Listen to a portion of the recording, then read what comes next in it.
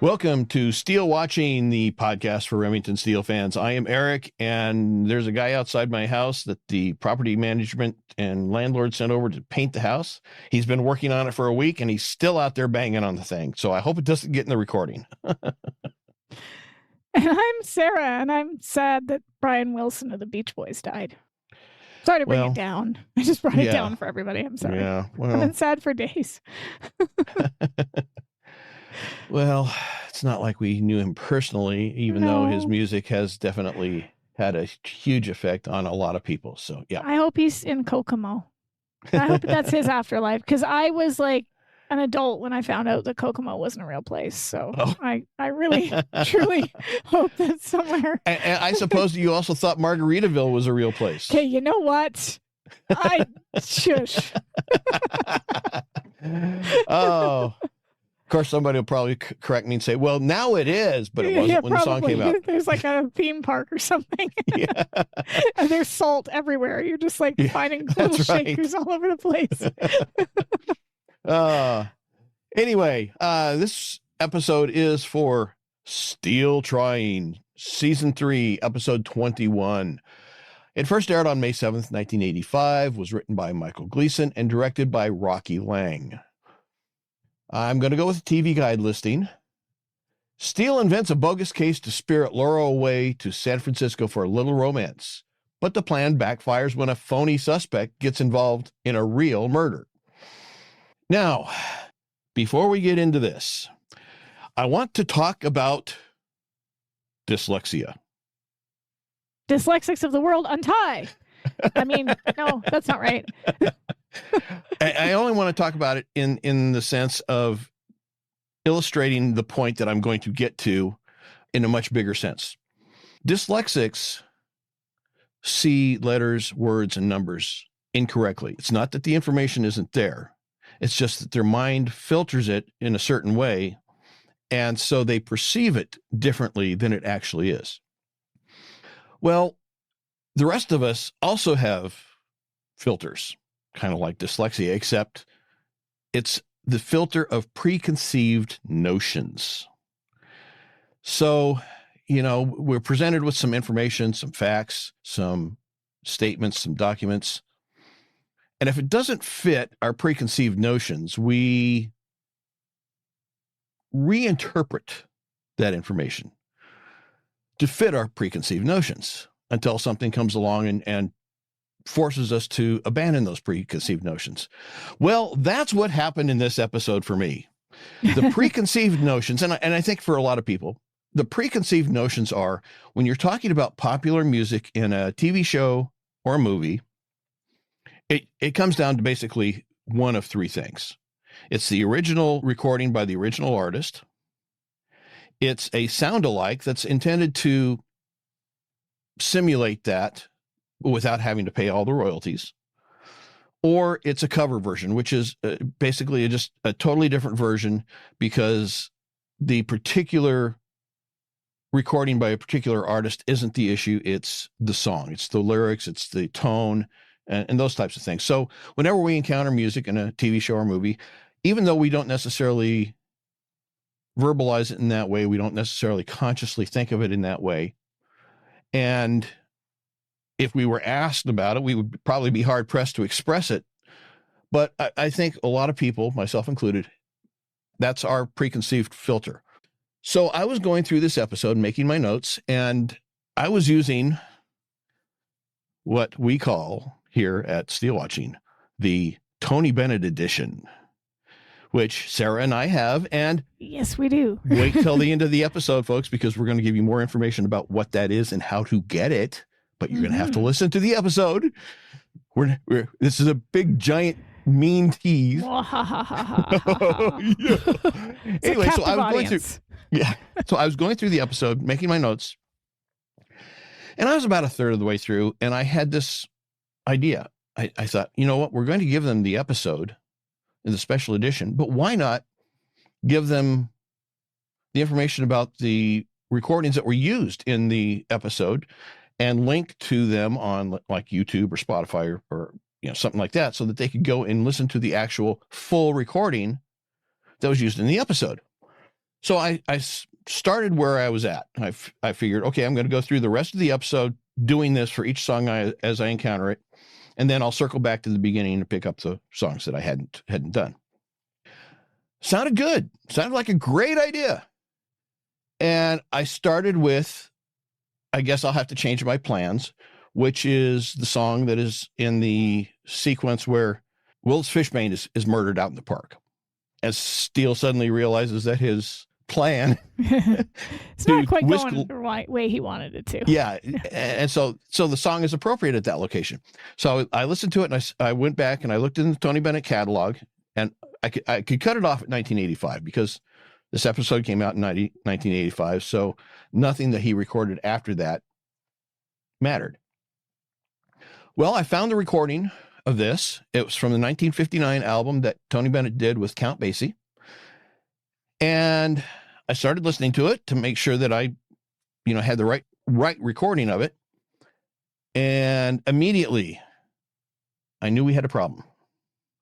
Welcome to the rabbit hole. Eric went deep down the rabbit hole. Yes. He's still down there munching carrots. That's right.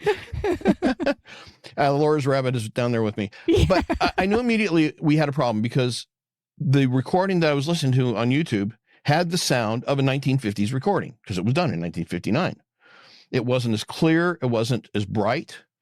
And it started out the same. Now, in the episode it's a 4-phrase snippet from the song. And the first 2 phrases were pretty much identical, except for the recording quality. And I noticed a little bit differences in the instrumental performances and in his phrasing and pronunciations. And I thought, this is weird.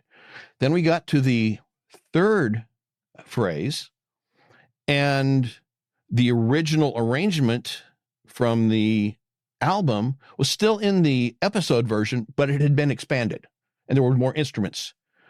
And then we got to the 4th phrase, and it really went to pot, because now all of a sudden the chord sequence is different. The melody line is different. In the original album recording, the phrase comes up, and for the melody line, it comes up and it ends on the supertonic, which is the 2nd note of the scale. So it's clearly the middle of a verse, of an 8-phrase verse. In the episode, it ends on the tonic. It's the end of the verse. And I'm going, okay, maybe they processed the recording and it sounds better in the episode. And maybe that phrase in there that appears in the episode that way is somewhere else in that recording. And I listened through it. It's not there. Okay. So maybe he recorded another version of it. He didn't. It's like, how can this be the original recording if it's different? It can't be. Did he record this special for the episode? It's like, it seems like it is. I can't find any other explanation. So I wrote this stuff down, and I kept going on. And next I came to the scene where he's making dinner reservations, or he's left Laura. He says he's going to make dinner reservations. And the thing is, if you look at the script, every time a song appears in the episode, the lyrics, specific lyrics that Michael Gleason wanted to appear at that point, appear in the script. Except here, because the script calls for the snippet of a song called I've Got a Date with an Angel. Got a date with an angel, got to meet her at 7, got a date with an angel, and I'm on my way to heaven. Well, it makes sense that this song might not appear as scripted in the episode because, as far as I can tell, Tony Bennett never recorded this song. What we get instead is a snippet from a song called I'll String You Along. You may not be an angel because angels are so few, but until the day one comes along, I'll hang on to you. I mean, but for Steele and Laura, that was I'll String You Along is fairly accurate. Yeah, it's less about their relationship and more about them to us as the audience. They're stringing us along throughout the whole thing. But we have a problem. We still have a problem. We have a major problem. I find no evidence that Tony Bennett ever recorded this song either. Not just I'll String You Along. I mean, not just the song that was supposed to be in the episode, but he didn't record this one either. Ever. And I don't mean before 1985. I mean ever. The only recording by Tony Bennett of this snippet from this song is in this episode. So, mind blown. My preconceived notions are, okay, none of that fits. These were all recorded. And I even went back to the very beginning and checked his performance of his signature song in this episode, I Left My Heart in San Francisco. It's not the same. It's a totally new recording. It's like, wow. And then all of a sudden it was like, Judith's book. Wait a second. And I go back to the book. And in this case, we also have a problem of context, because there's a quote from Michael Gleason in Judith's book where he's talking about the song While We're Young, which was used in this episode. And he's talking about this episode and that song in particular. And he says, while writing the episode where Remington hires someone to get Laura to go away with him, Steele Trying, I wanted to license a few Tony Bennett songs. Now, in the script, the reference is to somebody that sounds like Tony Bennett. So at the time he was writing the version of the script that we've got, he was at least leaving the door open to the possibility of a sound alike. Yeah, or somebody else even. Right. Like, but completely. To carry on with his quote, Michael says, I called his son and started negotiating on the licensing fee. During the course of the conversation, I mentioned that one of my all-time favorite songs was one his father sang called While We're Young. He told Tony about it, and the next thing I knew, Tony Bennett agreed to do the music for the entire episode. He came into the studio and recorded a version of While We're Young, especially for use in the episode, and let us use the rest of the music for a paltry $2,500. It was wonderful, and to this day, it's one of my favorite moments of working on the series. Now, that quote in context gives the impression that, okay, he recorded While We're Young for the episode. But between my preconceived notions and the context, I really missed what he literally said. Tony Bennett agreed to do the music for the entire episode. Yeah, every single Tony Bennett recording in this episode is brand new, done specifically for this episode, which may also explain why it didn't appear in the DVD version, because when it's being broadcast, that's treated differently as a recording than if it's being distributed. Tony Bennett came in, he recorded these. It was not the versions that the record company owned, so they were totally new versions. So the record company was out of it during the broadcast, but once they started talking about distributed DVD, that's distribution. The record company has the exclusive rights to the distribution of the recordings and performances by Tony Bennett. So they could have either stopped it entirely, or they could have said, well, you know what? You got him to go into the studio and record those, and we didn't make any money off of that because you didn't use the recording versions that we have. So we're going to really stick it to you on the price that we're going to ask for, and we're going to make it so ridiculously high that you're not going to want to use it. So I think that explains everything. And the answer was right there in front of us all the time. This is crazy, because the way you say it like that, because when you messaged me about this, I was like, oh yeah, that is really bizarre. But then when you said that just now about like relicensing from, like, it made me think of, and you probably don't know this whole situation, this whole story, but what happened with Taylor Swift and her recordings? Yeah, because have you heard this? Yeah. So yes. So for those of you who don't know, her masters were sold against her will to somebody that she did not want them sold to. So she doesn't, because she didn't have any legal right to them, because the record company owned them. Exactly. The record company owned them. They sold them, and they didn't give her the option to buy them. And so basically she was not able to, and the person they sold them to was somebody she had a personal history with and did not want owning her masters. So in order to just say, bleep you to the, she went and re-recorded them all. And I mean, they're not her masters. They all say Taylor's version when you see them in stores or whatnot.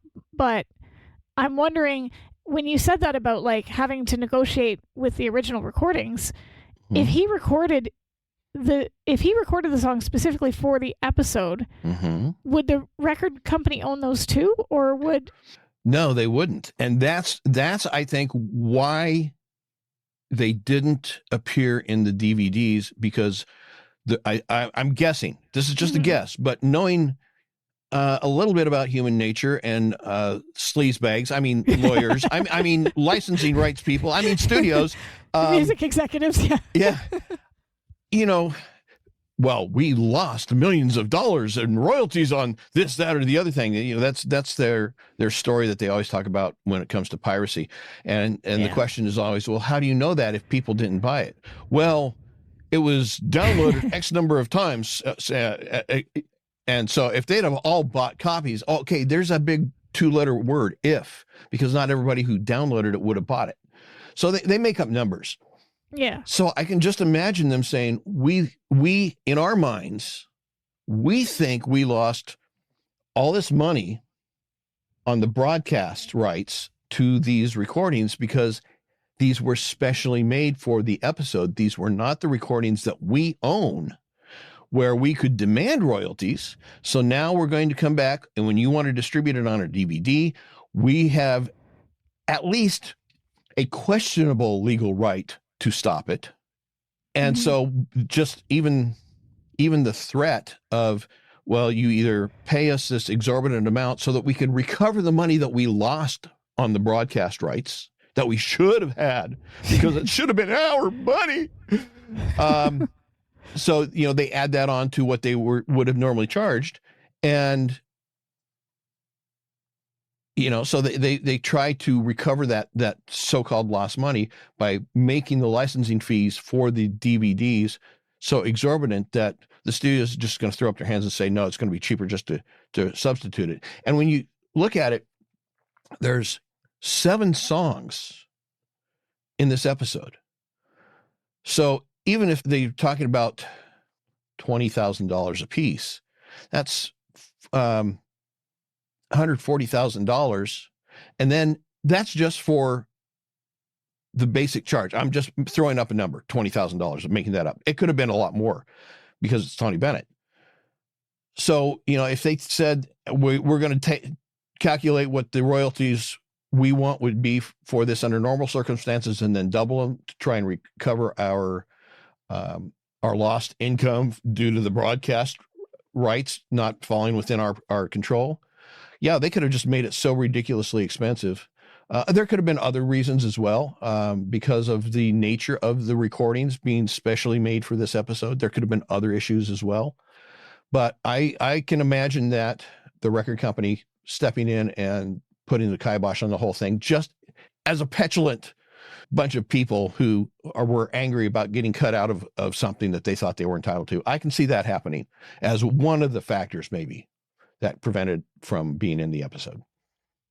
And it's interesting, just a quick sidebar, that you talked originally about how we remember things and how sometimes that memory, we go back and we find out, oh, wait a minute, it's not quite what we think it was, or there's something different, and it just sort of like completely blows our mind. In this case, it's legitimate because you found out that these recordings weren't in fact the same ones. But when you think about like stuff like how everybody thinks the line in Star Wars is Luke, I am your father, and it's not. It's not. It's no, I'm your father. But that collective sort of misremembering is known as the Mandela effect, right? It becomes a sort of commonly assumed thing, and then when the actual reality of it is pointed out, people are like, no, I remember it. That's what it is. But that just has become a pop culture thing that's not conducive to reality. It's like finding out that the it's not Berenstain Bears, it's Berenstain Bears, and you're looking back and you're like, oh my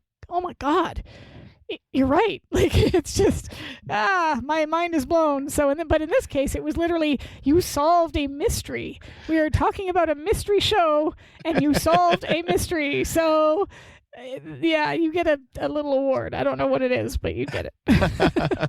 You know, and it's a shame that they couldn't figure out some way of licensing it, because I'll say I'm not a huge Tony Bennett fan in general, but the music that he provided for this episode was so important in terms of the mood, the feeling, the theme, that it's a shame that they had to replace it with this other generic. It's one of those things where it's so integral that to replace it takes away from a good chunk of what the episode is trying to do. But what's funny about it is, and we talked about this with Steve when we had him on, is that part of that one song still remains in the DVD version when they're being shot at and they're on, down, hiding, clutching down underneath. And it's like, could they... what happened there? That's still a mystery. What happened there is still a mystery. That one has not been solved. We still have one mystery left. So if anybody can reveal the secret of that to us, that would be That would be lovely, because it's like, okay, you replace the songs 90% of the way. Why didn't that one go? All right, enough of the anyway. Rabbit hole. Let's brush the dirt off and get back up above ground and get this thing done. All right, we're going to start out with the episode where Steele strides into the office as we hear the muffled sounds of a woman crying. Moving to the door of Steele's office, he meets up with Mildred, who is eavesdropping, and he asks her what's up. Why did Laura meet a client in Steele's office without him? I'm confused on that point. Mildred says that when it's convenient for the plot, they work separately. When it's inconvenient for the plot, they never work alone. That's the rules. But I mean, why his office instead of Laura's office? Because to me, it looks like it is Steele's office. Yeah, no, I think she mostly meets clients in his office. Oh, okay. Well, just to preserve that sort of, because like her office is covered in file folders, as we talked about from the other day. Like it's literally true. Probably hasn't got them cleared out. Yeah, it doesn't look great in there, so I think it's just to maintain that illusion of like, oh, this is he lets me use his office sometimes to speak to clients. Yeah, and he probably has a nicer desk than she does, so more impressive. Anyway, Mildred tells Steele that it's a client and that Laura is trying to calm her down. Well, Steele enters the office and the woman asks if he's Remington Steele. He says yes, he is, and then asks how he can help. Well, Laura supplies that the woman's name is Bertha Melnick. And the woman can't seem to stop crying, so Laura says that Miss Melnick thinks that her husband Fred is in some kind of trouble. Can we just go back one teeny little bit here? Okay. I just have a quick question, because I meant to ask this, and we got sidetracked down the rabbit hole. This one's written by Michael Gleason. Mm-hmm. Has he written any others? Did he write the premiere? Like, I'm trying to remember, because... Okay. Yeah, he wrote... License to Steal and I figured he wrote the premiere, pilot, which was what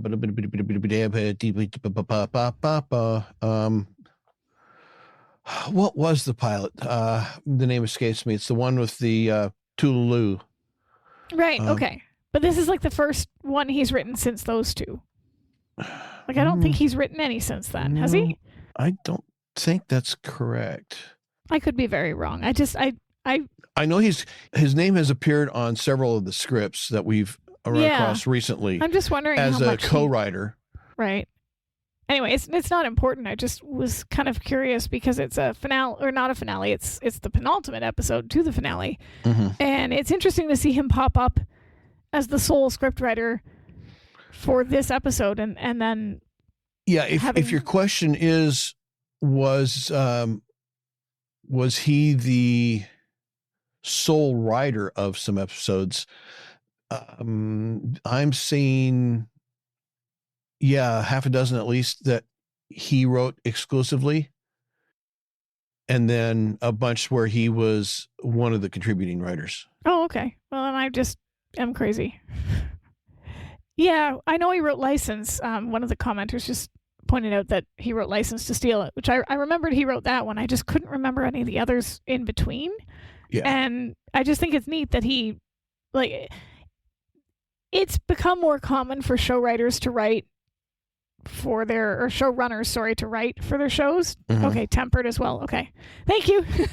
But it wasn't as common back then, I don't think, for showrunners to have that much control in terms of the writing process. Like, they typically delegated a lot of that. So I don't know. Sorry, continue. That was my little Steele belted, Steele trap. Okay. Yeah. This is a comment as Steal well. away Steele with belted. me. I apparently have been asleep at the wheel then. All right. Never mind. Ignore my statement. Edit this out. Pretend I just said nothing. Elementary. Let's just keep going. Shut up. Anyway, right. Miss after Laura supplies the information, Mrs. Melnick stops sobbing long enough to say that her husband gets phone calls in the middle of the night. He takes unexplained trips to San Francisco. She's gone through his bills and discovered that he's been going to all those fancy places. And she specifically mentions, Top of the Mark, Marty's Restaurant, and Alcatraz as a fancy place. I mean, also, seriously? Not exactly a romantic destination either. Like, well, I'm sure the scenery is lovely, but like, what's funny about this is I looked it up because I was curious to see if Marty's was a real place, because this is the second time it's been mentioned. Yes, I couldn't find it either. Oh, is it? No, I couldn't find it. It's the second time it's been mentioned, but I couldn't find it either. And I was like, because I was certain, I'm like, okay, this is something that you don't typically remember as a one-off thing from an episode, I guess, unless you're the showrunner, in which case you do. But like he's mentioned Marty's twice. He tried to get her to go with him to Marty's in the Rocky episode. Yeah, that one. My brain not braining, but like, yeah. So that one was mentioned. The other places are real places. Fisherman's Wharf, the Top of the Mark. Alcatraz is not a romantic destination, though. No, that's why I say it's not a fancy place either. But no, it's pretty much the literal definition of not fancy. Yeah, so. Alcatraz, definitely not one I would have thought she would have listed. But anyway, she did. She adds that he's up there now, San Francisco, probably running for his life. Steele excuses himself and Laura. They go into the annex, leaving Miss Melnick alone in the office. In a doubting tone, Steele tells Laura that it sounds like an errant husband has been doing a little bit of long-distance cheating on his wife. Laura encounters that the husband may be in real trouble. Steele scowls and responds that she's not really suggesting they accept his case, is she? Well played, Steele. I gotta say, he's doing this well. Like we joke about how Laura's terrible undercover, but this is exactly the same lines that he would have delivered in a season 1 episode, and playing that doubt just right, where he's not wanting to take the case, but he's willing to relent if she pushes for it. So it's good. And reverse psychology. Yeah. Yes. And also, Judith pointed out that in the script her name is Melnick, but it's pronounced Melnick. So not sure if that was just the actors. You say potato, I say potato. Let's call the whole thing off. So, in addition to you naming the episodes that I forgot, one of the other commenters has listed all the episodes that Michael Gleason wrote. So, yes, okay, well, and fine. that's not even a complete list. Yeah, no, but anyway, I will agree with her comment there that he's a fantastic writer in terms of television and whatnot. But yeah, so I screwed that up. But yeah, anyway, so it's and he did write for Lois and Clark. Yes, sorry, that was true too.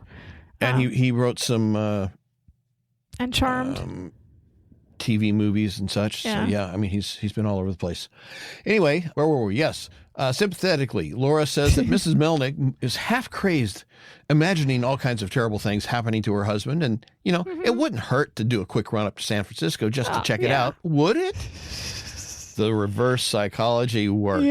Yeah. Steele, pretending to be unhappy, says, well, it's obvious that Laura's made up her mind. Laura says, well, she'll have Mildred make the reservations, and instructs Steele to get a photo of Fred Melnick and then pick her up at her place. She leaves. Steele returns to his office, closing the door behind him. And Ms. Melnick continues to cry for a moment and then turns to Steele, who breaks into his huge grin, gives her a big chef's kiss gesture, congratulating her on an excellent performance. I have to say as well, Laura, I don't know if you agree with me, but I love that pink sweater on her. I know you like sweaters, but that long pink sweater she had on just looked gorgeous. Like the color for her, pink looks really good on her. You know what? Pretty much this entire episode, her, with the exception of maybe that blue dress in the middle. I got a couple things to say about the dresses, but She looks fantastic in this episode. I'm not a big fan of that blue dress in the middle, but the rest of it I love. Is it black? It's black. It looks like I have it in my comments. It looks like she's going to a funeral because it's just so like matronly. Okay. To me, it looks do end up at a funeral eventually. So. Yeah. Anyway, where were we? Yes. Blah, blah, blah, blah. Oh, yes. Excitedly, Mrs. Melnick says that he should have seen her Blanche Dubois in a streetcar as she recites the famous line from the play, then tells him that the Orange County community players had never seen anything like it. 6 curtain calls. Well, Steele grins, telling her that he knew when he auditioned her that she was touched with greatness. I would love to see, and maybe this could be a fan fiction, but I would really love to see a story in which we see the audition process. Oh, like, because he auditioned her, right? So where, that's I true. want to know, where did he advertise? Who did he put the word out to? Because he couldn't put it in the paper. Wanted woman to pretend to be fake client to, to trick my boss, and no, can't do that. So I would love to know how he came upon Bertha Melnick and how he got her the audition process. That would be hilarious. Yeah. Also, just kind of like, in addition to how they look in this episode, we the last episode, Steele In The Chips, right? He had the haircut, which obviously was because the episode was meant to air earlier. Boy, his hair grew out quickly, didn't it? Because now it's back to normal. Yeah.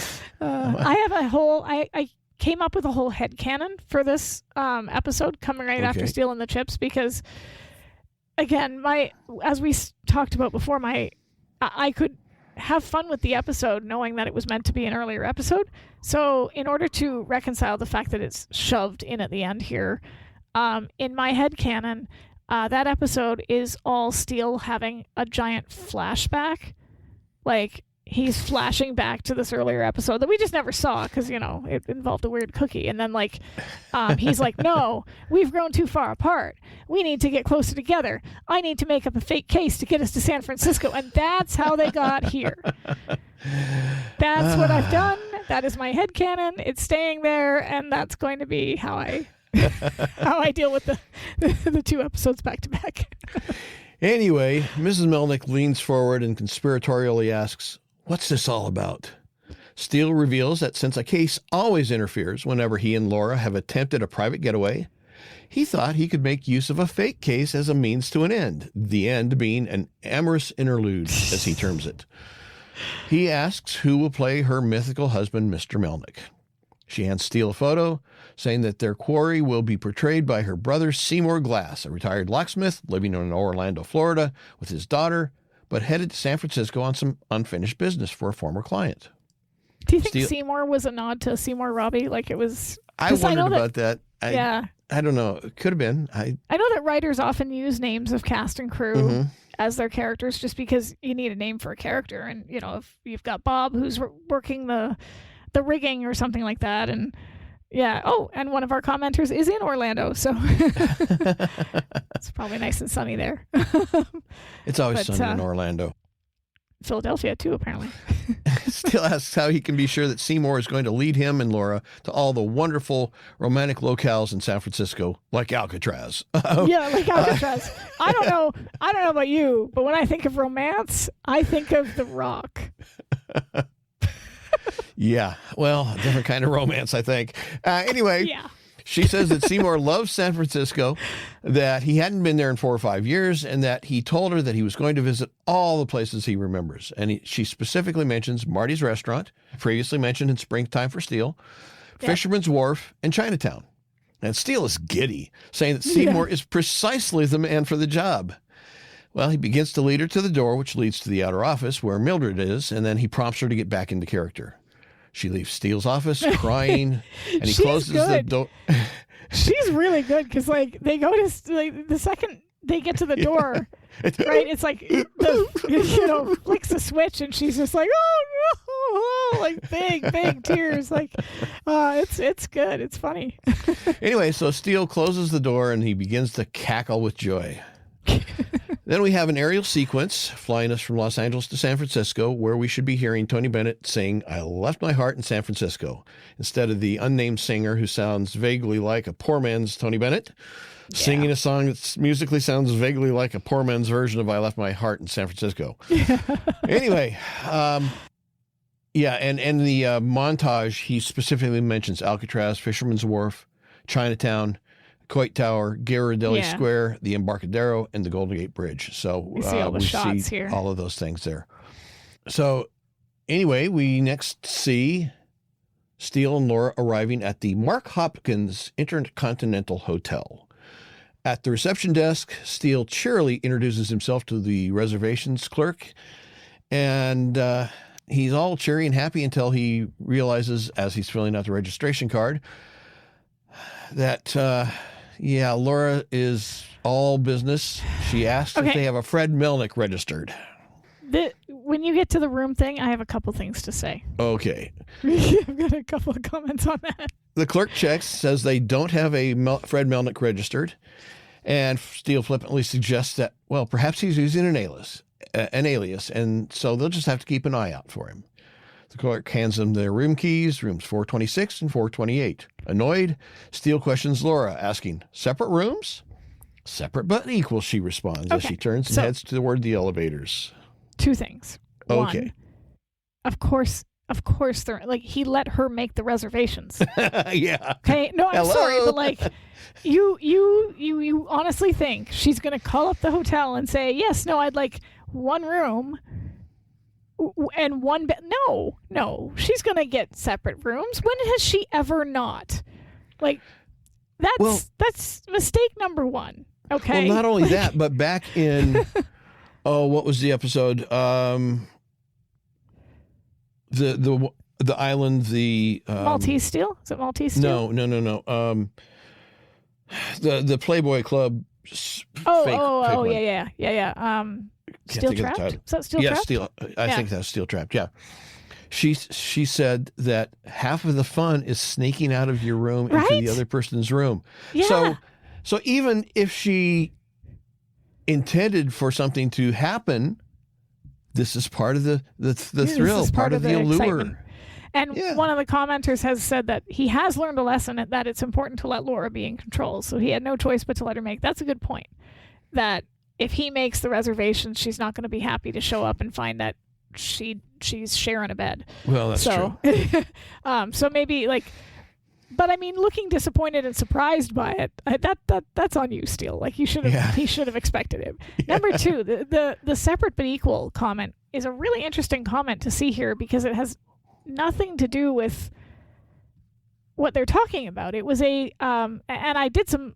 You probably know this better than you because it's your country's history, but when I was Googling it, it had to do with the racial segregation. It was the legal doctrine and this is Wikipedia I'm looking at, but it's from separate but legal was a legal doctrine in the U.S. constitutional law, according to which racial segregation, according to them, did not necessarily violate the 14th Amendment to the United States, which nominally guaranteed equal protection under the law. Under the doctrine, as long as the facilities provided to each race were equal, state and local governments could require that services, facilities, public accommodations, housing, medical care, etc., be separated or segregated by race. And obviously those were overturned. I would disagree with some of the characterizations of that. But yes, it was used as an excuse to continue segregation. It was a questionable legal judgment by the Supreme Court at the time. Well, I mean, questionable in the sense that they really didn't have a constitutional basis for it. It was a political judgment by the court. And so until the 1964 Civil Rights Act, it's an interesting thing. And again, I've got a comment here saying, is she perhaps thinking that there might be a bit of competition here? Which of them will solve the mystery first? So like that could be the source of the feelings. And I don't think it was filmed. It was definitely after the freeze that it was filmed. But I just wonder, because when she says separate but equal, usually when they have these little clashes together, it's more about gender, right? And in this case, separate but equal for her is that we're separate, but we're both an equal. And I don't know, it just feels weird to have a phrase that was most closely associated with racial segregation be used here in their flirty banter? I don't know. I wish I could pick Michael Gleason's brain on that, but sadly it's not pickable. Yeah. I shouldn't have said that. A lot of times a phrase can be applied in more than one context. And that separate but equal doctrine still kind of has remained in place since the 1964 Civil Rights Act, because we have all these, without getting too political in this, we have all these things for women, women's health clubs, women's Rotary Club, women's business club, women's this, that, and the other thing. And that's kind of a reverse separate but equal, because these are organizations that are exclusive for women. They don't allow men. One could argue that there is no separate but equal for men only, but that whole idea of separate but equal can be applied to a number of different things. And I think Laura was thinking of it in the sense of the context of the rooms being separate, but they're the same. They're the same room. They're not really going to be staying there in the room. The room is just them there to give them a base to work from as they're pursuing this supposed case. Yeah. And so what does it matter if they're separate rooms, because they're not going to be in them? And if you want to make a big deal about them being separate rooms, it's exactly the same, just mirror imaged. I mean, what's the big deal, So in the comments we've got, it wasn't until 1973 ? When women could do things that didn't require the male in their life to sign off. And that's another thing as well. But where I was coming from, because keeping in mind I'm an outsider in the sense that this is not my country's history, right? So when I heard the phrase, I assumed it did have to do, I assumed it did have something to do with women and men. I assumed it was I assumed it had to do with something to do with women's lib or women's rights or the women's movement. That's why I looked it up, because I figured Laura, being who she is, would be quoting something that has to do with women's liberation so I was surprised to see that it was entirely about that particular phrase, or that particular legal doctrine was entirely about racial segregation. I thought it was an odd phrase to use when it didn't have any. And again, not getting into the politics of whether or not it's okay to have these separate institutions for anybody, but it's odd that Laura would choose to use that. Anyway, I don't want to continue to. But like I said, it's a phrase that could be applied to a number of different scenarios and situations, and that sort of thing happens, commonly, where a phrase that represents a concept in one area is now applied to other things because the basic concept applies equally to these other things. And again, just one other comment here. The other option is, and I didn't think of it, this is a good point, the other option could be a nod to the Hays Code, which kept women and men out of each other's rooms for sleeping on television. Or at least in separate beds. Or if they were in the same bed, one had to have their leg on the floor, and they had to be married, and they had to be like, there were all these like little rules that would keep, because heaven forbid you show two consenting adults in a bed together, gasp, right? Like the scandal. Yeah. So, well, even in the 1960s, the Dick Van Dyke Show, Laura and Rob slept in separate beds in the same room, but separate beds. I'm wondering how Little Richie came along in spite of that. Well, but anyway. They pushed the beds together. No, they had a nightstand in between it. They couldn't do that. Okay, well, then they got creative. I don't know. Anyway, Steele arrives at his room. He tips the bellboy, then heads to the connecting door, only to discover it's locked. He hollers at Laura through the door, telling her that she forgot to tell the bellboy to unlock the connecting door. Wouldn't those unlock from either side? No, they don't. I've never been in one, so I don't know. I just imagine them as having key things on both sides. No, well, they see, the thing is, though, those, because I used to work for a hotel company, and I used to work for the call center portion of it. And very often people would request those rooms if they're traveling with a big family. We couldn't guarantee them, though. We could say, okay, I'll put a note in the file to give you an adjoining room, but that wasn't necessarily a guarantee. It would really depend on what rooms were available when they checked in. And so if you think about it, if you've got somebody there, they're not just going to leave those rooms unassigned if they don't have somebody to be in the accompanying room beside it.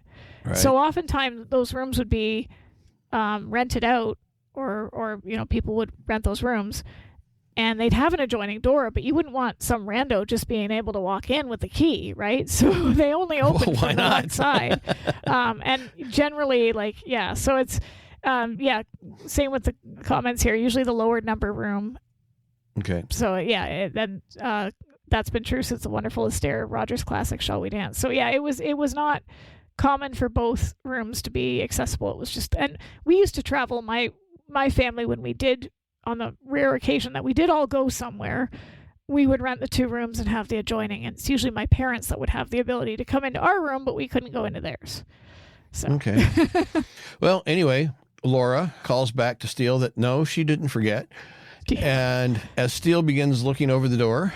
See, that's, again, his own fault. He should have gotten the other room.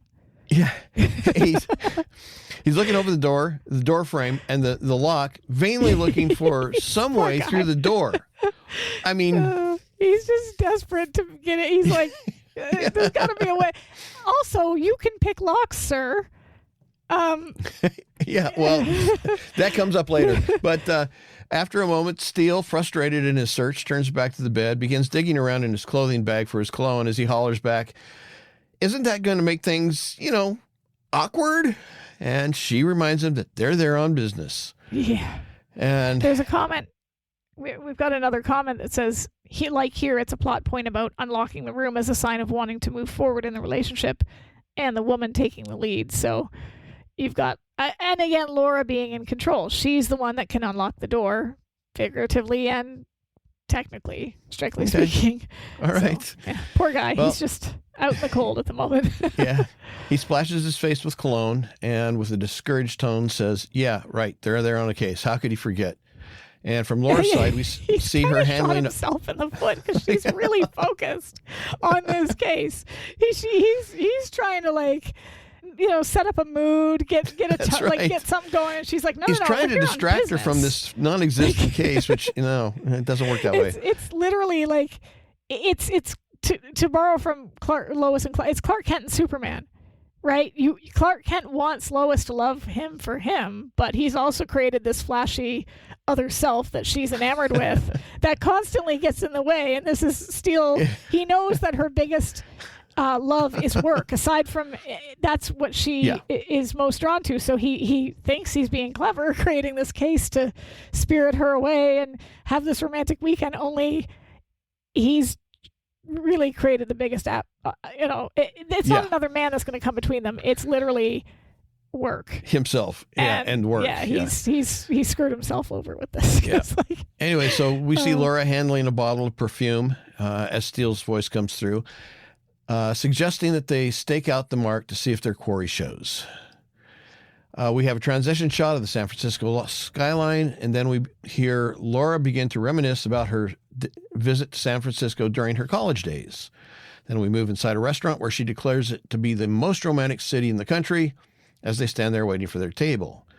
Well, Steele gets a huge Cheshire grin on his face. He's like, here it is. That's right. He thinks he's got it. He thinks he's got it made. As they said, a waitress comes and takes their order. Dom Perignon, 76. Now, isn't this the same year he tried to order in, I'm trying to remember what episode it was. There was another one where they went out and he ordered a 76, if you have it. No, that was... or was that... it was the one with the brothers... Yes, Steel Threads.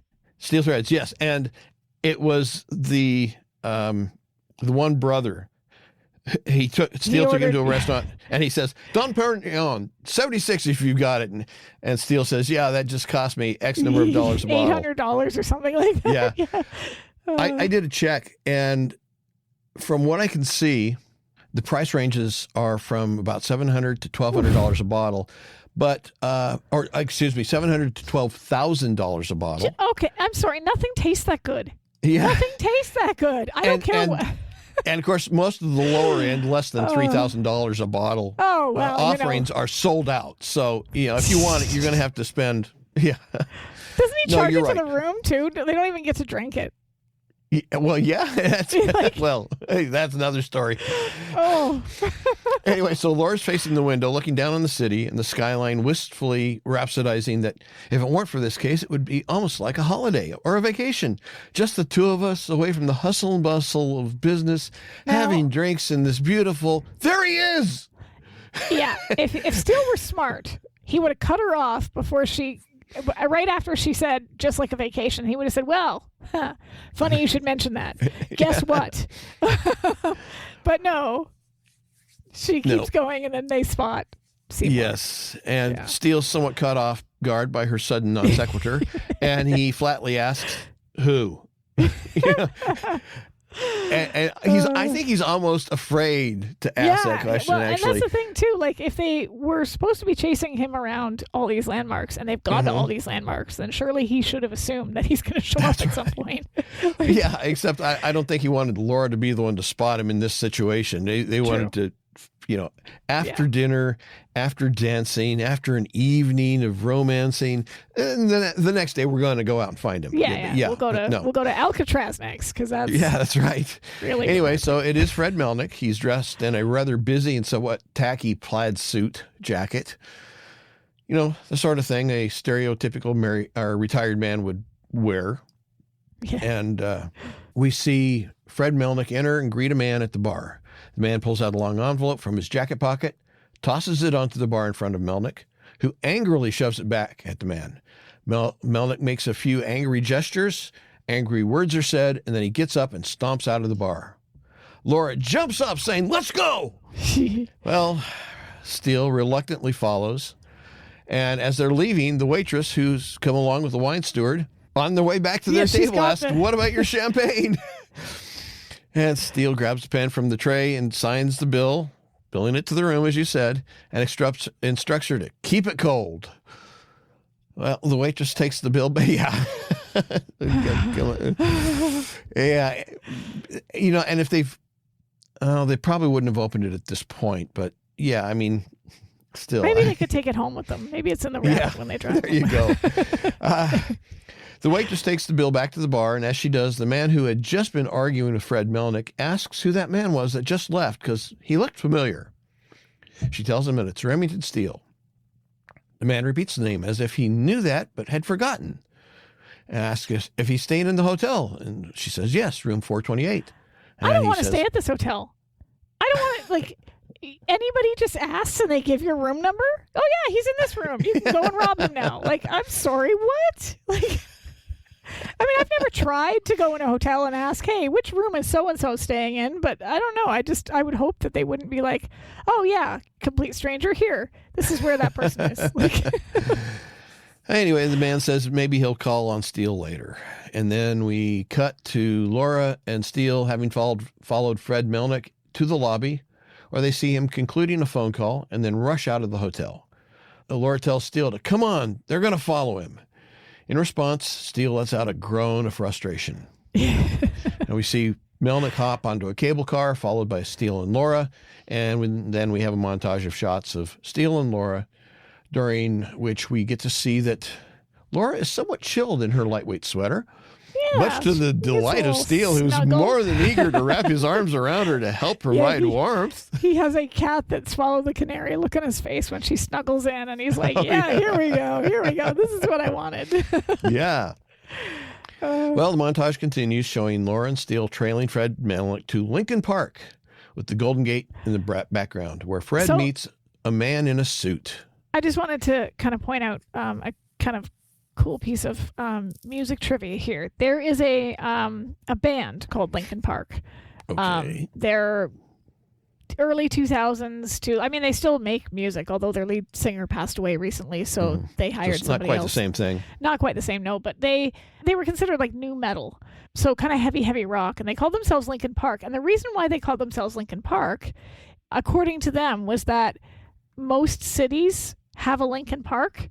Mm-hmm. So they could basically pretend that they were native to pretty much anywhere they wanted to, and that would be like, oh yeah, they must be from this Lincoln Park or that Lincoln Park. So yeah, that's why they call themselves Lincoln Park. I just thought that was kind of cool. Anyway. Kind of like how there's a Springfield in a lot of different places, so nobody knows where the Simpsons, what state the Simpsons are actually located in. Yeah. So anyway, in a long shot, we see that Fred is meeting with this man in the suit, but we don't get any information about him other than he appears to be maybe in his 40s. Laura and Steele observe from a distance as the two men talk, and then the man puts his arm around Melnick's shoulder, and they walk off together down an incline away from Steele and Laura. But moments later, there's a loud, wordless cry, the sound of somebody in distress. Telling Steele to come on, Laura takes off on a run. Steele stands looking after her, then to her back and out of her and then to her back and out of her hearing, he sourly says, "I wish you'd stop saying that." Oh, the poor guy. I mean, to be fair, this whole ruse that he has concocted has the energy of as long as nothing bad happens. Yeah. Right? Like that when somebody says as long as nothing bad happens, and you're just like, why did you say that? Now something bad's going to happen, you idiot. This is what this case, like, you were inviting badness here, Steele. Oh, yeah. This is karma right here. Yes. Anyway, Laura and Steele rush over and then make their way down the embankment where Melnick and the other man had disappeared. And then they find this younger man face down, knife in the back. He raises his head and gasps out the word, "Trap man," and then expires. Laura looks up at Steele and observes that it appears our Mr. Melnick is a murderer. Steele falls back against the side of the embankment. He just looks stunned. Look. Yes, stunned look on his face, which morphs into a look of confused lack of understanding. It's giving, are you bleeping kidding me? Like, that is what I'm, and it's quite like chef's kiss to Pierce Brosnan here, because the camera lingers on him for a good few seconds. It's not a quick cut. It's a long shot of him sitting there just like looking bewildered, annoyed, frustrated, so confused. Where did I go wrong? Really disappointed. Like someone's taken his favorite toy away, and he's just like, it's great. It's fantastic. Back in Laura's hotel room, Steele is sitting on the foot of the bed, and from the look on his face, he's stunned, shocked, positively gobsmacked.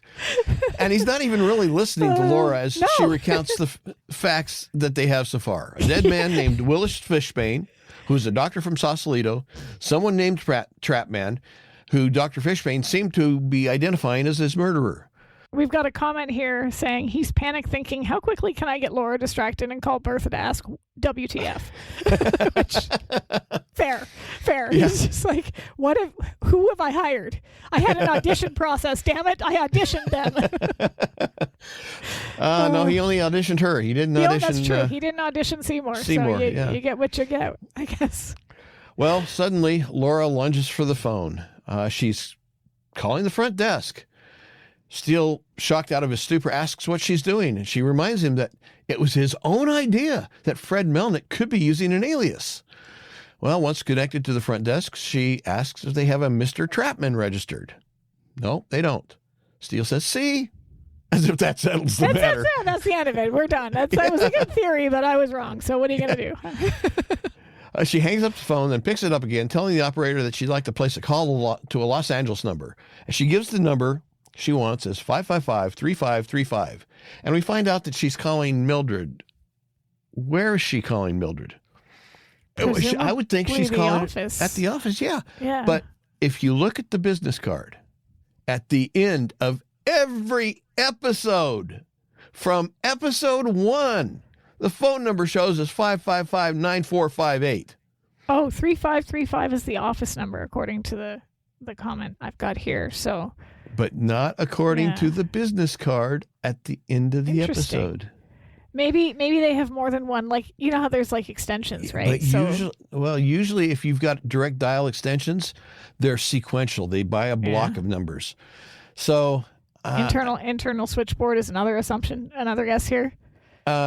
Except that, it doesn't fit with what I'm familiar with on We're grasping at straws here. Work with us. I have to say, Michael, You were the one who was in charge of creating the titles along with whoever you had working for you. And hey, maybe they missed their that. Number. Maybe they changed their number since. Why would you change your number on a business phone? I don't know. Just shush.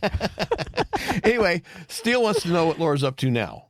And she says, well, detective work. After all, that's what they're here for, especially considering that they now know that Bertha Melnick's husband is mixed up in something more serious than mere marital hijinks.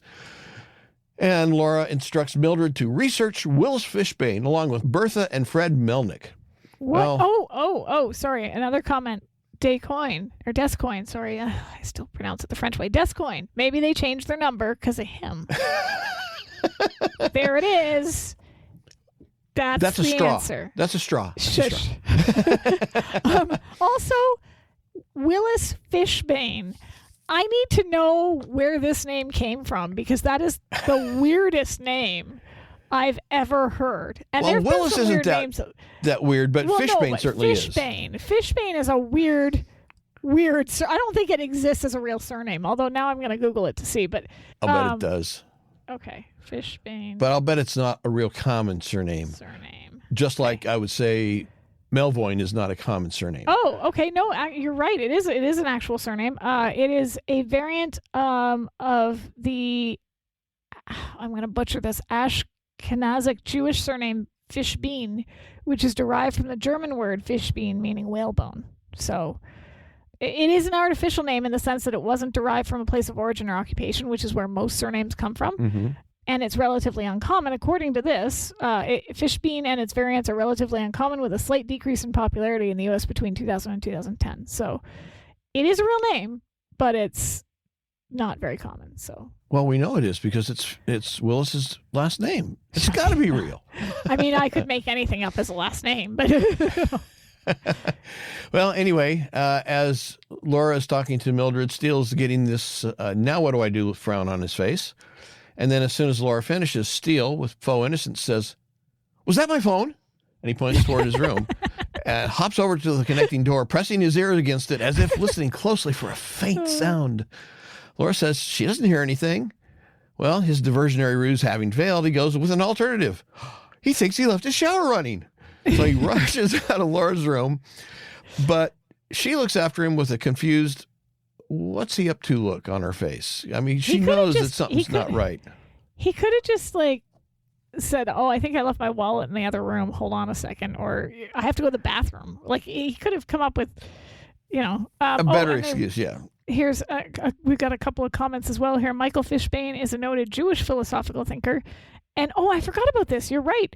There's a character in the Final Fantasy game series called Florence Fishbane, which I forgot about as well. My husband is a big fan of those games. So, yeah. Right over the top of my head. So, anyway, we see Steele rush into his room and without closing the door. I know, for some reason, like maybe to keep Laura out. Yeah. He rushes over to the phone and places his own call to Mildred.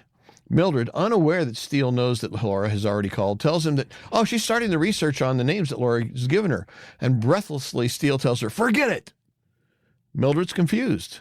Steele begins to repeat and clarify the instructions, but because somebody forgot to close the door, Laura walks in. So he makes believe that he's just talking to room service and says, forget the shrimp cocktail that he just ordered. I really like this running gag of poor Steele never getting to eat. It's one of the running gags in the episode that is done really, really well because it's every time they get close to finding a meal, it gets ripped away or they have to run off or they have to do something. So it's just, and it starts out like he just wants a really nice fancy dinner. And by the end of it, he's willing to eat street meat outside the strip club because he's that hungry. So no, it's even worse.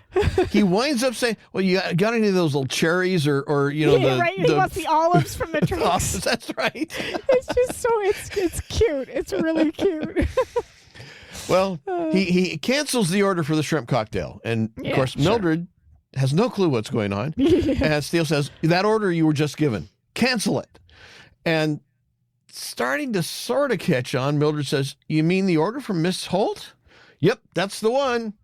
You mean you don't want me to check these people out? That is correct. Absolutely and irrevocably correct. And he slams the phone receiver down.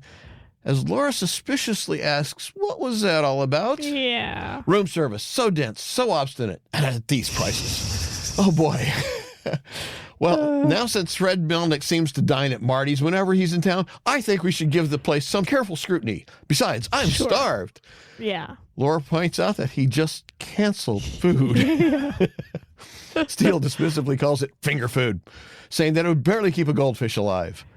Laura protests. Don't think goldfish eat shrimp, but okay. Sara protests, suggesting that they really don't have time to waste, and Steele argues that, well, they have to eat, that they haven't eaten since they left Los Angeles.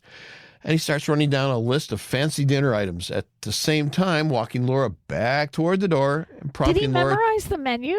Because it's not like you could just look it up on your phone. He was probably just talking in like a generic sense. But he ends up ordering those exact same items when they get there. Yeah, well, I mean, he could have been there before. That's true. That's true. But we all know hotels never change, or restaurants never change their menus. That's right. But, you know, there are certain food items that I'm guessing that you go into a high-end restaurant, you can assume that they have a version of this on their menu somewhere. I can't think of anything more disgusting sounding than linguine and clam sauce. That's just me. Like, I am not normally. I'm not a fan of seafood to begin with. Really, there are some that I can eat, but linguine and then the sauces from clam. No, thank you. No, thank you. You know, I've long had a problem with seafoods. Never been a big fan of it, although I'm becoming more tolerant of it. But talking about weird combinations,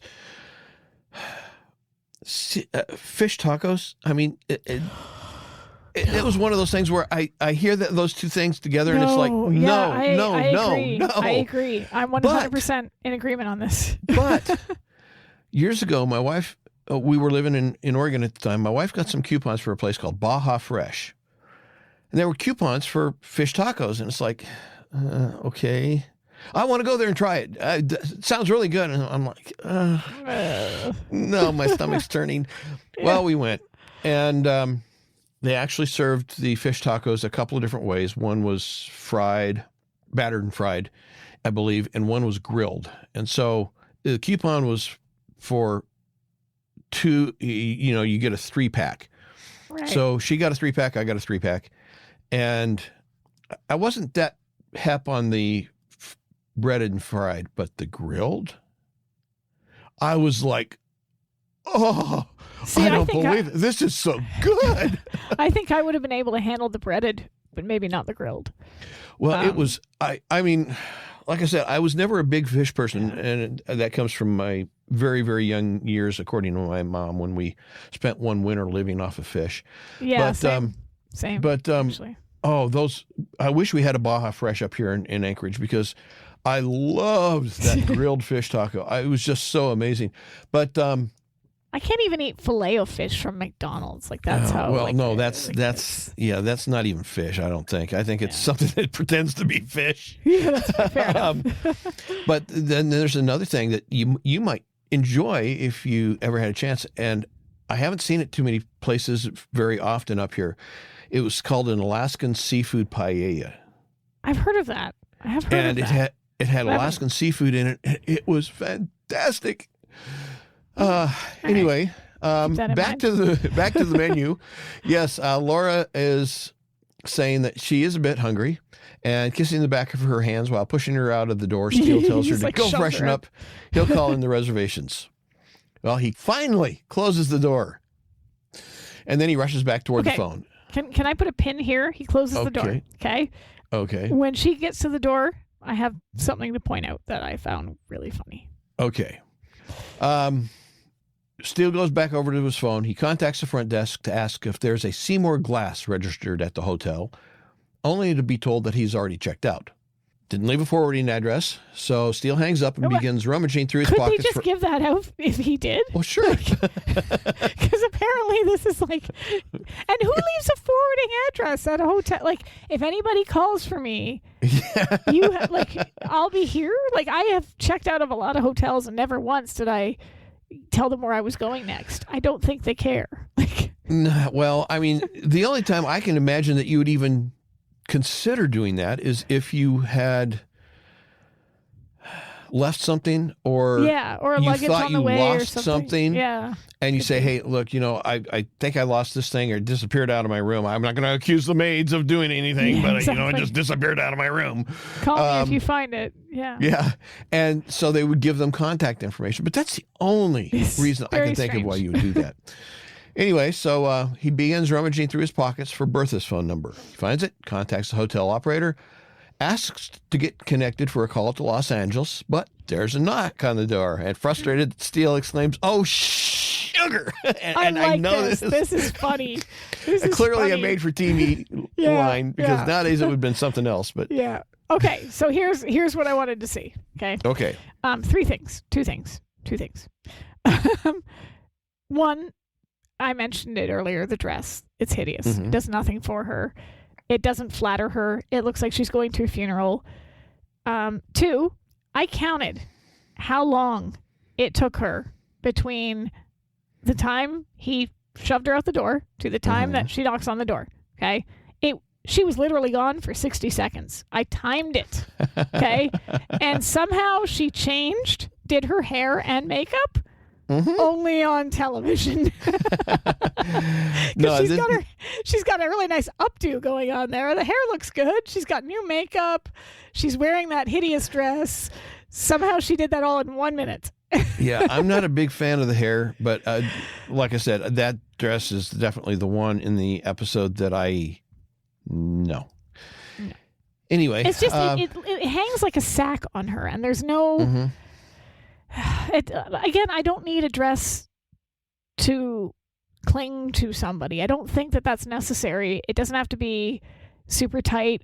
It doesn't have to be a mini skirt. It doesn't have to be any of those things. But when you're literally putting on something that like has this huge like ballooning element to it and doesn't give any sort of like it doesn't bring out her eyes, it doesn't bring out her skin tone, it doesn't do anything for her. Like no, it's it just makes her look older, and not in like a mature, sophisticated way, just older in a like I am on the PTA and I collect cats.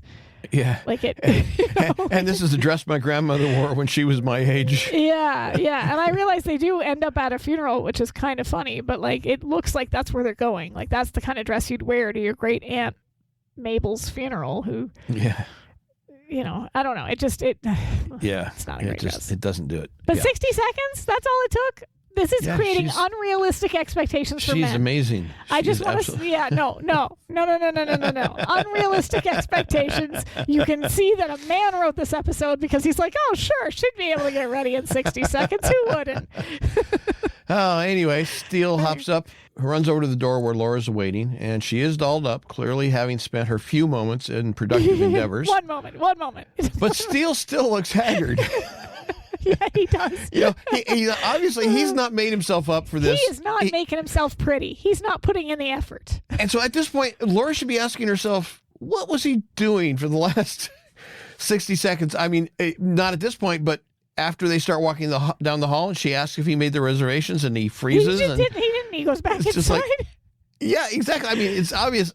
Oh, yeah, reservations. I forgot to do that. Well, what were you doing? Yeah. And I know that some restaurants, you don't have to have a reservation. You can just walk in. But this is the kind of restaurant, I assume, where you have to make a reservation. It's an upscale place. They assume that you're going to have a reservation or they're not going to have space at the table. So anyway, we see them at Marty's restaurant. Steele and Laura are at their table checking out the menu. As they put down their menus, Steele reaches over and takes Laura's hand and asks, did I remember to tell you, you look especially beautiful tonight? I love how they're clearly in a actual case, right? A person is dead. Steele knows that this is no longer what he signed up for. He's still trying to make the best of it, though. He's like, you know what? I'm going to make this work. Well, you can just imagine. Well, that's a matter for the police. That has nothing to do with the case that we're supposedly here looking into. It's a coincidence. That's right. Totally coincidence. Yeah. That's so right. Kudos to Steele for staying the course here when it's clearly like the boat has left and you're not on it. That's right. Anyway, Laura reciprocates, saying that he is looking very handsome, and Steele concludes saying that they make a perfect couple. Oh, he's just so pleased with himself. Like, yes. Well, aren't we gorgeous? I guess it's the maitre d' comes over and takes their order. Yeah. After he leaves, Steele begins to make the suggestion for after-dinner activities. But Laura interrupts, saying, "There he is." Oh, no. With a hard set to his jaw at the realization that this unwelcome interruption will likely destroy his plans, Steele asks, "Who?" It's Fred Melnick again. And we see Fred Melnick sitting down with a young blonde across the way from the table where Steele and Laura are at. Steele turns his head in disgust. Yep, plans destroyed. We see Melnick telling the young woman something, who gets a very sorrowful look on her face and begins to cry. Obviously, the news that Melnick had for her wasn't good. Laura comments that she didn't realize that Melnick had such a dramatic effect on people. Yeah. Melnick and the woman stand, then head for the door. Laura stands and tells Steele, "Let's not lose him this time." Steele groans, and just as the maitre d' and server arrive with their dinner, Okay. He asks what they should do with their food, and Steele responds, "Keep it hot." How did you make all that food? Again, in about 60 seconds. No. It's a buffet. You don't know that. It's a buffet in the back. They have all the food pre-prepared.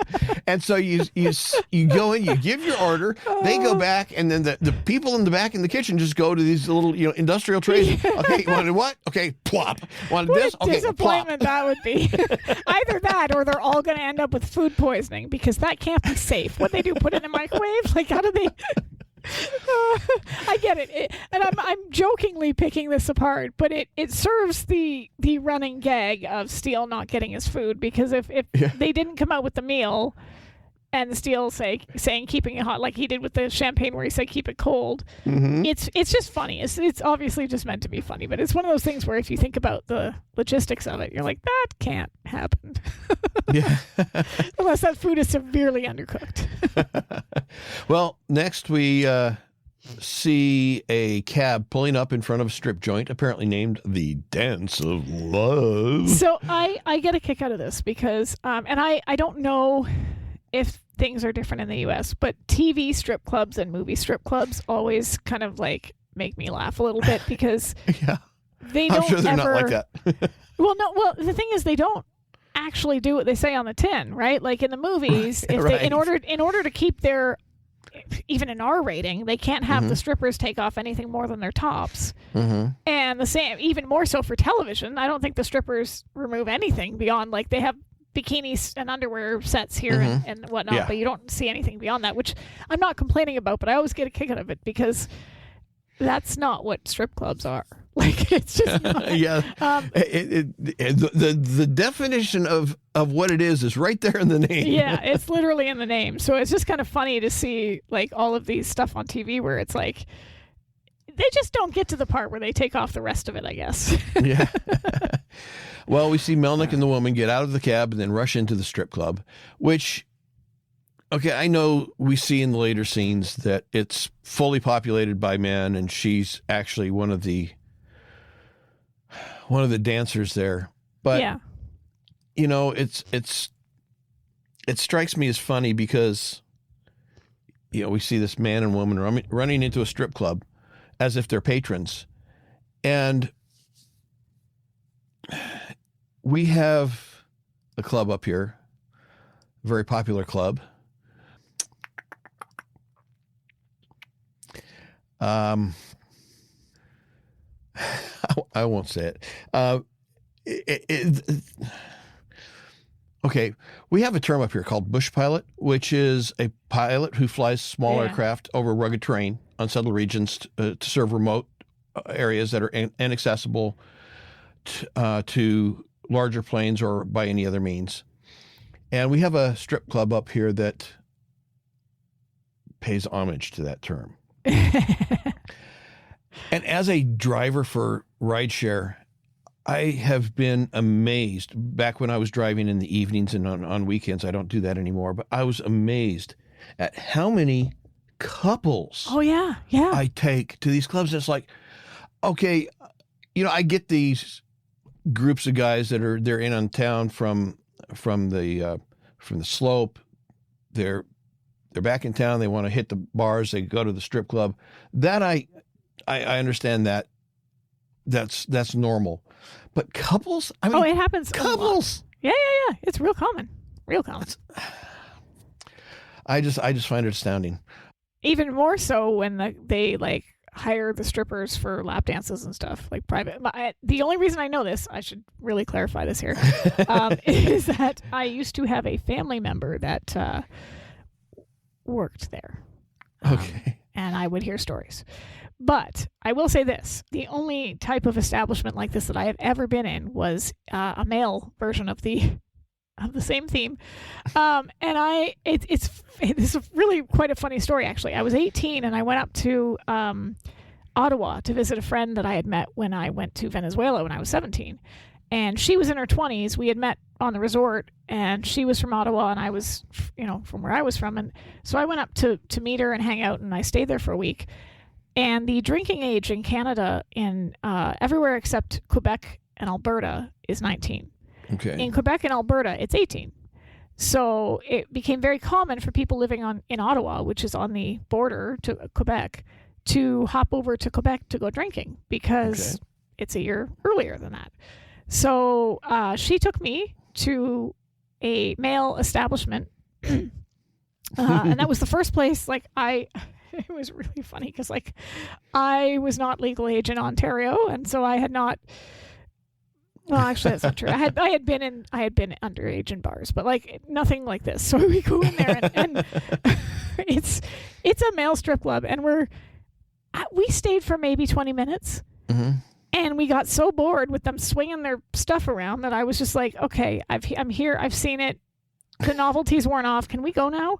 So we did. We left, and we went to a karaoke bar where we stayed the rest of the night because it was just. But that was the thing. The women that were there were not there for the same reason that men go. Men go to get turned on, to enjoy the sight of naked women. Women go there as a novelty. They find it funny, and then they leave. So okay. I'm not sure any man would appreciate having his stuff called funny, but well, no, it's not funny, but it was funny to watch. I don't know how to describe it, but it wasn't hey baby, come here. It was just okay, now he's got a Santa hat on and he's swinging it like a helicopter. I'm not sure what I'm supposed to feel here, but it's not what you think. So anyway, so we see a second cab pull up and see Laura and Steele get out. Except that they were far enough behind the first cab that they didn't see Melnick and the blonde enter the strip club. So Laura, in frustration, says, they lost him again. Well, as they're walking down the sidewalk, Steele spots a display case outside of the club, and in that case is the photo of the blonde. Apparently, she's part of the show. He had all these romantic destinations. Yeah, that's what he ends up with. And they end up inside a strip club, sleazy strip club. Yeah, and Steele says, we haven't lost him as long as she doesn't mind a little sleaze. Yeah. So inside, as you mentioned earlier, we see the stereotypical TV depiction of a strip club, and that's directly from my notes. Complete with stereotypical TV strip club music, which seems to me to be anything but strippable. No, it never is. Because do you know the most common song that is used for?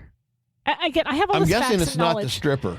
No, it's which is a classic song, but no, it's Def Leppard's "Pour Some Sugar on Me." Oh, okay. Yeah, fun fact. Right over the top of the head. Anyway, we see Melnick and the blonde woman being not so gently escorted through the club. Steele and Laura see it as well. They rush up and bump into the group, causing the two male escorts. Not to be confused with actual escorts. Yeah, I see what you did there. To lose their grip on Melnick and the blonde, giving them the chance to get away. The escorts take exception to Steele's suggestion that they saw them first, and fists start flying, and Laura's purse. As Melnick and the blonde sneak out through what could only be generously described as a curtain, one of the escorts pulls a gun and shoves it into Steele's chest. Confrontation over. The two men take Steele and Laura over to a table where a third man awaits, and they are invited to sit and join. The third man, one George Broder by name, happens to be the man that they didn't see. Well, kind of did see. It was the man from earlier at the restaurant who asked the waitress about Steele. And the man asks what they want with the trap man. Laura voices their confusion by asking, who? And one of the escorts warns her not to be cute because they know that Steele and Laura have been on the trap man's tail ever since he had arrived in San Francisco. Steele tries to brush it off as a mere coincidence, but Broder knows that Steele is a private dick. Somehow that term is inappropriate in this location. Well, and it's funny too because you mentioned the whole like they're a couple inside this club, which when you think about it, like you said, there are couples that go there together. They're probably not dressed like Steele and Laura though. So that fish out of water element is really, really present here because actually, I'm gonna push back on that because sometimes they are just in jeans and whatever, but a lot of times when it's the couples, they're kind of dressed up. At least the women are. Like in because she's not dressed up in I'm going out to a club clothes. She's dressed up in I'm going to my great aunt's funeral clothes. Well, okay, maybe the style is a little bit questionable, but I just mean in terms of just being dressed up, the women I've seen going to these clubs with their guys. Like her mini skirt would be more appropriate here, I could go for that. Yeah, you could. I'm just saying, Anyway, when Steele jovially says that he didn't realize that his fame had spread that far north, Laura cautions him that this is hardly the time to preen. Yeah, I know. He'll take any chance he can get. Though. Here's my question. Here's my question. He's world renowned. They were in Greece and Italy, and they knew who he was. And, the inspector, Vouget or whatever it was. Vouvray, was so pleased to have somebody of his stature there to consult on the case. How would they not know him in San Francisco? I mean, why is he surprised? I don't think he is. I think he's doing the faux modesty thing, and it's annoying Laura because she hates it when he's recognized for his world-renowned famousness and that he's... I think she's just irritated by him. She's like, come on, dude, this isn't the time. All right, I'll buy that. Anyway, one of the escorts demands to know who hired them and who they're working for. Steele tries to convince them that they're just there on holiday and enjoying the sights and sounds of the city. As he looks around and checks out the scenery that has nothing to do with the city. Yeah, such a beautiful scenery. Yes. Broder chuckles. Just saying. Broder chuckles, saying he's glad they like San Francisco because they're going to end their days there, suggesting that Candlestick Park would be a nice and quiet place at this time of night. And for people who are not familiar, because it's not there anymore, Candlestick Park was an outdoor stadium located in the Hunters Point area of San Francisco, specifically at Candlestick Point. Wow, I wonder if they named the park the stadium after that. Anyway, it's on the western shore of San Francisco Bay. It was named for the candlestick birds, the long-billed curlews that populated the area for many years. Candlestick Park was originally the home of the Major League Baseball's San Francisco Giants, who played there from 1960 to 1999, after which the Giants moved to Pac Bell Park, since renamed Oracle Park in 2000. It was also the home of the San Francisco 49ers of the National Football League from 71 through 2013, after which the team moved to Levi's Stadium in Santa Clara. The last event held at Candlestick Park was a concert by Paul McCartney in August 2014. Demolition of the stadium was completed in September 2015. So it's not there anymore. Anybody going looking for it? It's not there. Anyway, after Broder's sightseeing tour suggestion, Laura spots a couple of local police officers who have dropped in, presumably for coffee and donuts, because it certainly can't be the scenery, right? No, taking the opportunity to attract the attention of the officers, she stands hollering, $20! And she picks up a drink from the table and throws it in Steele's face as she loudly declares that she's worth $100 if she's worth a penny. Not in that dress you aren't, Laura. No offense, but I'm not. Well, it's not the packaging, it's the gift. Anyway, Broder stands and insists that she sit down, but course, the damage is done. Yeah. She has, in fact, garnered the attention of the police officers. It takes Steele a moment to figure out what's going on and what Laura's plan is. Yeah. And when he finally catches on, he stands up and hollers back, $100 for what? I've seen better bodies in the morgue.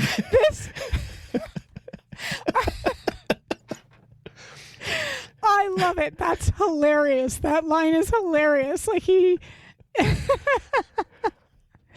not only runs with the bit, he's getting his own back because he just got splashed with a drink. Well, she slaps him, yelling, "You pig! You limey pig!" Well, Broder attempts one last time to regain control, but no, it's too late. It's over. The officers arrive at the table, demanding to know what's going on. Broder insists it's nothing but a little too much good cheer. Yeah. Laura hollers that this guy, Steele, tried to buy her bod for $20. And with faux anger, Steele says, "Well, what do you mean? I was being generous. I mean, look at her. She's all skin and bones. I like a little meat with my potatoes."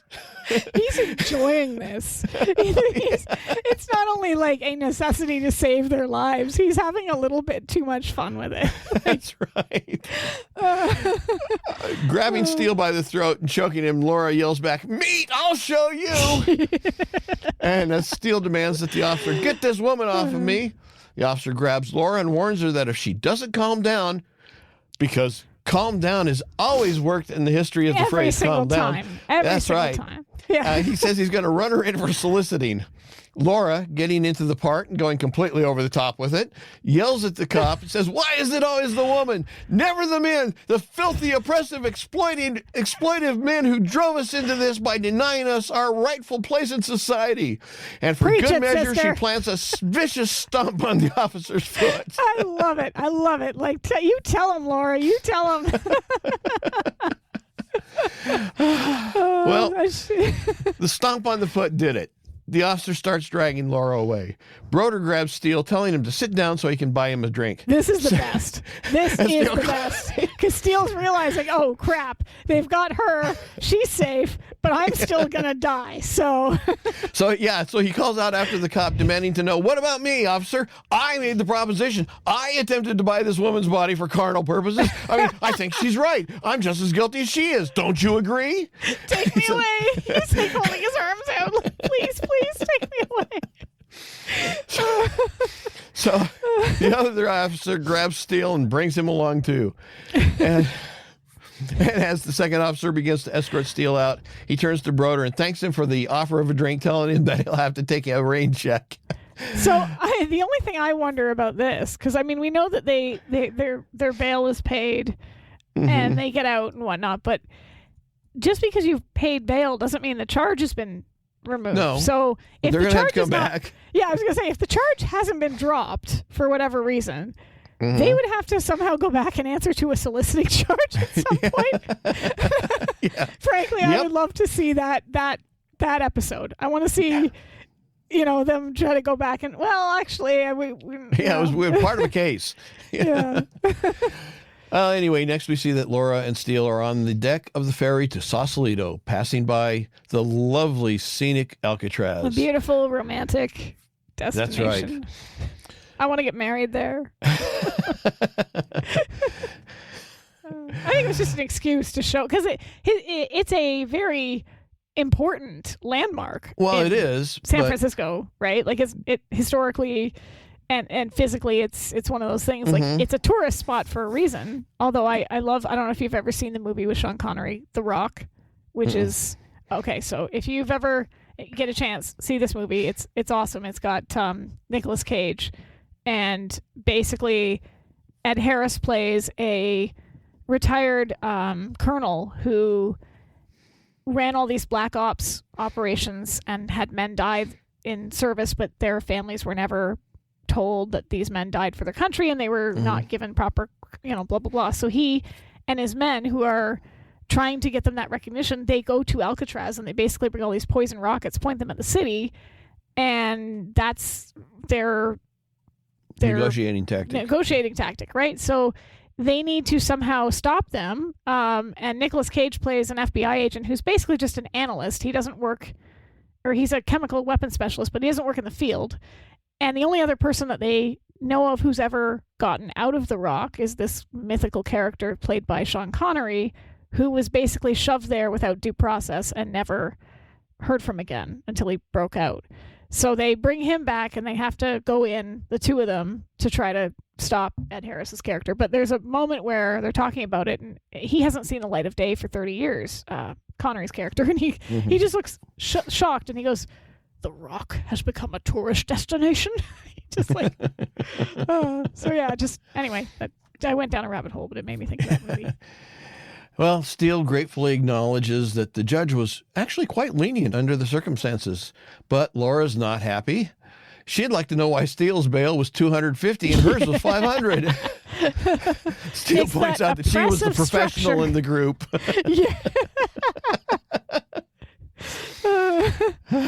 That's funny.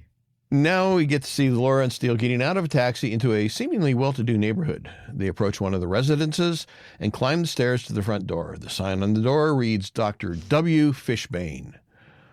Just as they're about to knock, gunshots ring out, a bullet hitting the door just above their heads. It's one of the escorts from the strip club. Laura and Steele duck, and then just as another shot rings out, they jump over the handrail on the side of the stairs and into a downstairs basement recess of some sort. Okay, that's what I wondered. I had no idea when I was writing this what to call that, because I know what those types of houses are. They're like those old school like brownstones or whatever, and like, but I don't know what you call those little like. I don't know what the recesses are actually called. If there's a formal name, I just called it a downstairs basement recess. Those are.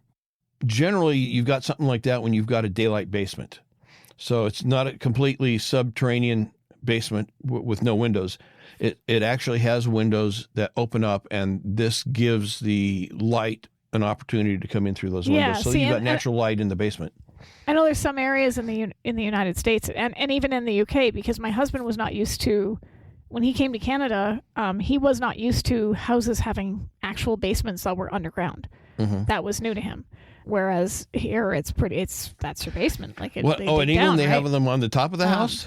Well, no, they just don't have them. They don't have basements. Their ground floor is their basement. I guess if you have a basement, they've got a ground floor and maybe another upstairs floor, but they don't have like a basement where you go down and you're actually under the ground. So, for him, he found it very strange to see all these basements where they were literally like dig down into the ground, right? And I know some of the southern U.S. states don't do that either for various reasons, like in Arizona and stuff like that.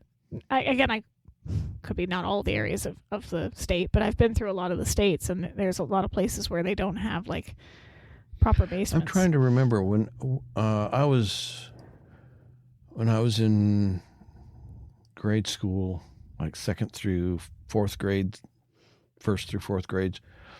We lived in Phoenix, Arizona, and I seem to recall that we did have a basement. Well, like not all of them, but there's a lot of places that don't, right? Okay. So it's for whatever reason, maybe the ground's too hard, or because there are certain areas that don't have basements. Yeah. So he just my husband thought it was really strange. So it could be like one of those situations that you said where it's not like a actual underground basement, but I just didn't know what to call it. So I wrote alcove ? Because I didn't know what else to call it. So anyway, they land on a pile of cardboard and other trash. Laura says she doesn't understand what's going on. Steele begins confessing, saying that Laura's never going to forgive him. Well, Laura dismisses his concern, reminding him that he never wanted to take the case in the first place. Well, as the escort continues shooting at them, Steele tells her that he lured her there under false pretenses because a case would interfere anytime they planned to go away together. So he hired Bertha Melnick to make up a story about her husband being in trouble. Kind of a really bad makeup job, I guess. As Steele is burying his soul, Laura has spotted a door in the recess, presumably leading into a residence. She crawls over to it, Steele following, and begins banging on it, demanding somebody open the door for them. Why would they? There's gunshots outside. Yeah, really. Right? If I were in there and I'm hearing the gunshots, I'm like, yeah, no, you're on your own. Well, not only that, but I mean, you're beating on the access door for my basement instead of the front door. Right? Yeah. Something's weird about this. Yeah. Anyway, Steele continues his desperate apology confession, saying that the plan was to chase the make-believe Mr. Melnick all over the most picturesque parts of San Francisco, eventually to discover that he was there for some truly innocuous reason, and in the meantime, the two of them would have a few days of uninterrupted bang, bang. More shots are fired, shattering the glass in the door that they were hoping to escape through. And Steele concludes with the disappointed word, bliss. Poor guy. Crawling back for better cover from the shooter, Laura asks if he really created an elaborate ruse just to get her alone in San Francisco. And Steele, pleading for forgiveness, issues forth with a foxhole confession about being a terrible, rotten, degenerate human being. And with a scowl on her face, which Steele takes to be a sign of impending death at her hands, even if they survive their would-be assassin, Laura begins, that is, without a doubt, the most romantic thing that anybody has ever done for me. And I'm thinking, what? That's romantic? Well, I mean, I guess in theory, if it had worked out as planned, it would have been romantic, but yeah. Well, and I can see why, I honestly can see why she would see it this way. Because for Laura, her wild side, and she says this a little later on, I might be getting ahead of myself, but she says, you're the part of myself that I have to guard against, right? Like that she knows that she has this side of herself that can go a little crazy and wild and out there. And that scares her. So she keeps it reined in and she hides it under the guise of work. I have to work. I have to be in control. I have to be all these things. And so, and the whole theme of this season has been his dishonesty, his past rearing its ugly head, or his conning, his cons that creep up here and there and where he doesn't tell her the truth. So one might think, oh, she's going to be, you can understand why he's prostrating himself and begging for forgiveness because he's sure that she's going to rip him a new one. Yeah. But for her, this is one of the few times he's used his powers for good because he's tapped into all of the things that he knows that she will love, like having a case to pursue, being in the most romantic city in the world, like doing the things that they do together, and using his con man abilities to do something innocuous. It's not harming it is, I guess, harming some people, but it wasn't supposed to, right? Like a fake case was not supposed to harm anybody. Maybe it would have helped if the guy they hired actually knew that he was supposed to be leading them on a merry chase instead of whatever this ended up being. But like at the end of the day, he's told a little white lie for her. It's not to hide anything from her. It's not to, you could argue that it was manipulative, but she's not going to sleep with him or get involved with him romantically if she doesn't want to. So in that sense that, that part of her is still preserved. So I think to her, this is like the ultimate confession of love. It's like, look at what I did. It's still a crazy thing, though, to say that it's romantic. It's bat crap crazy. And it's the only part of this, her response that I think is kind of out of character a little bit, is her jumping on him for a makeout session while they're being shot at. Right? Well, it's in character because every time they're kissing, somebody's shooting at them. So why not, when somebody's shooting at them, kiss? Also, the guy knows where they are. Why not just walk up to them and shoot them point blank? It's not. He knows they don't have a weapon. He's standing street away.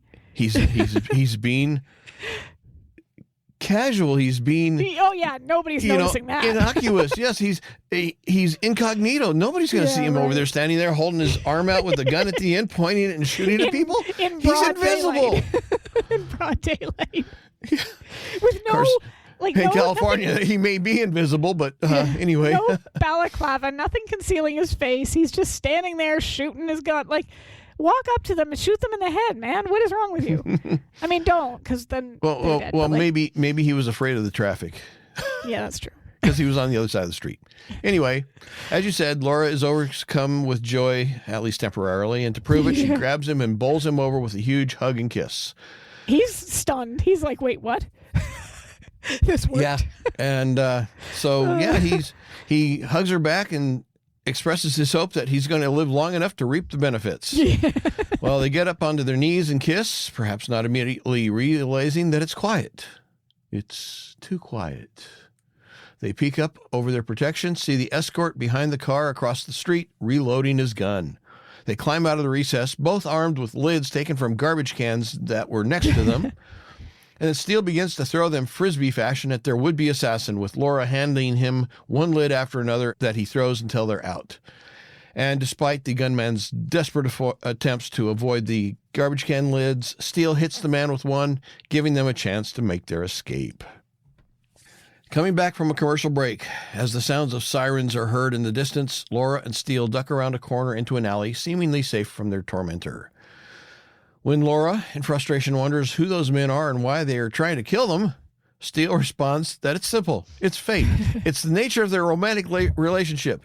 They had a chance to be alone together in a city famed for romance, so how could they expect anything less than a group of dedicated killers dogging their path? Well, yeah, that makes sense. Actually, that makes total sense for them, right? Like, if somebody always shoots at them when they're kissing, then someone's definitely going to try to kill them when they're in a romantic destination. Like, sure. I gotta tell him they never ever should go to Niagara Falls. Like, they should just stay away from that altogether. Probably a good idea. Anyway, Laura says that they need to locate Seymour Glass / Fred Melnick, thinking that he might know what's going on.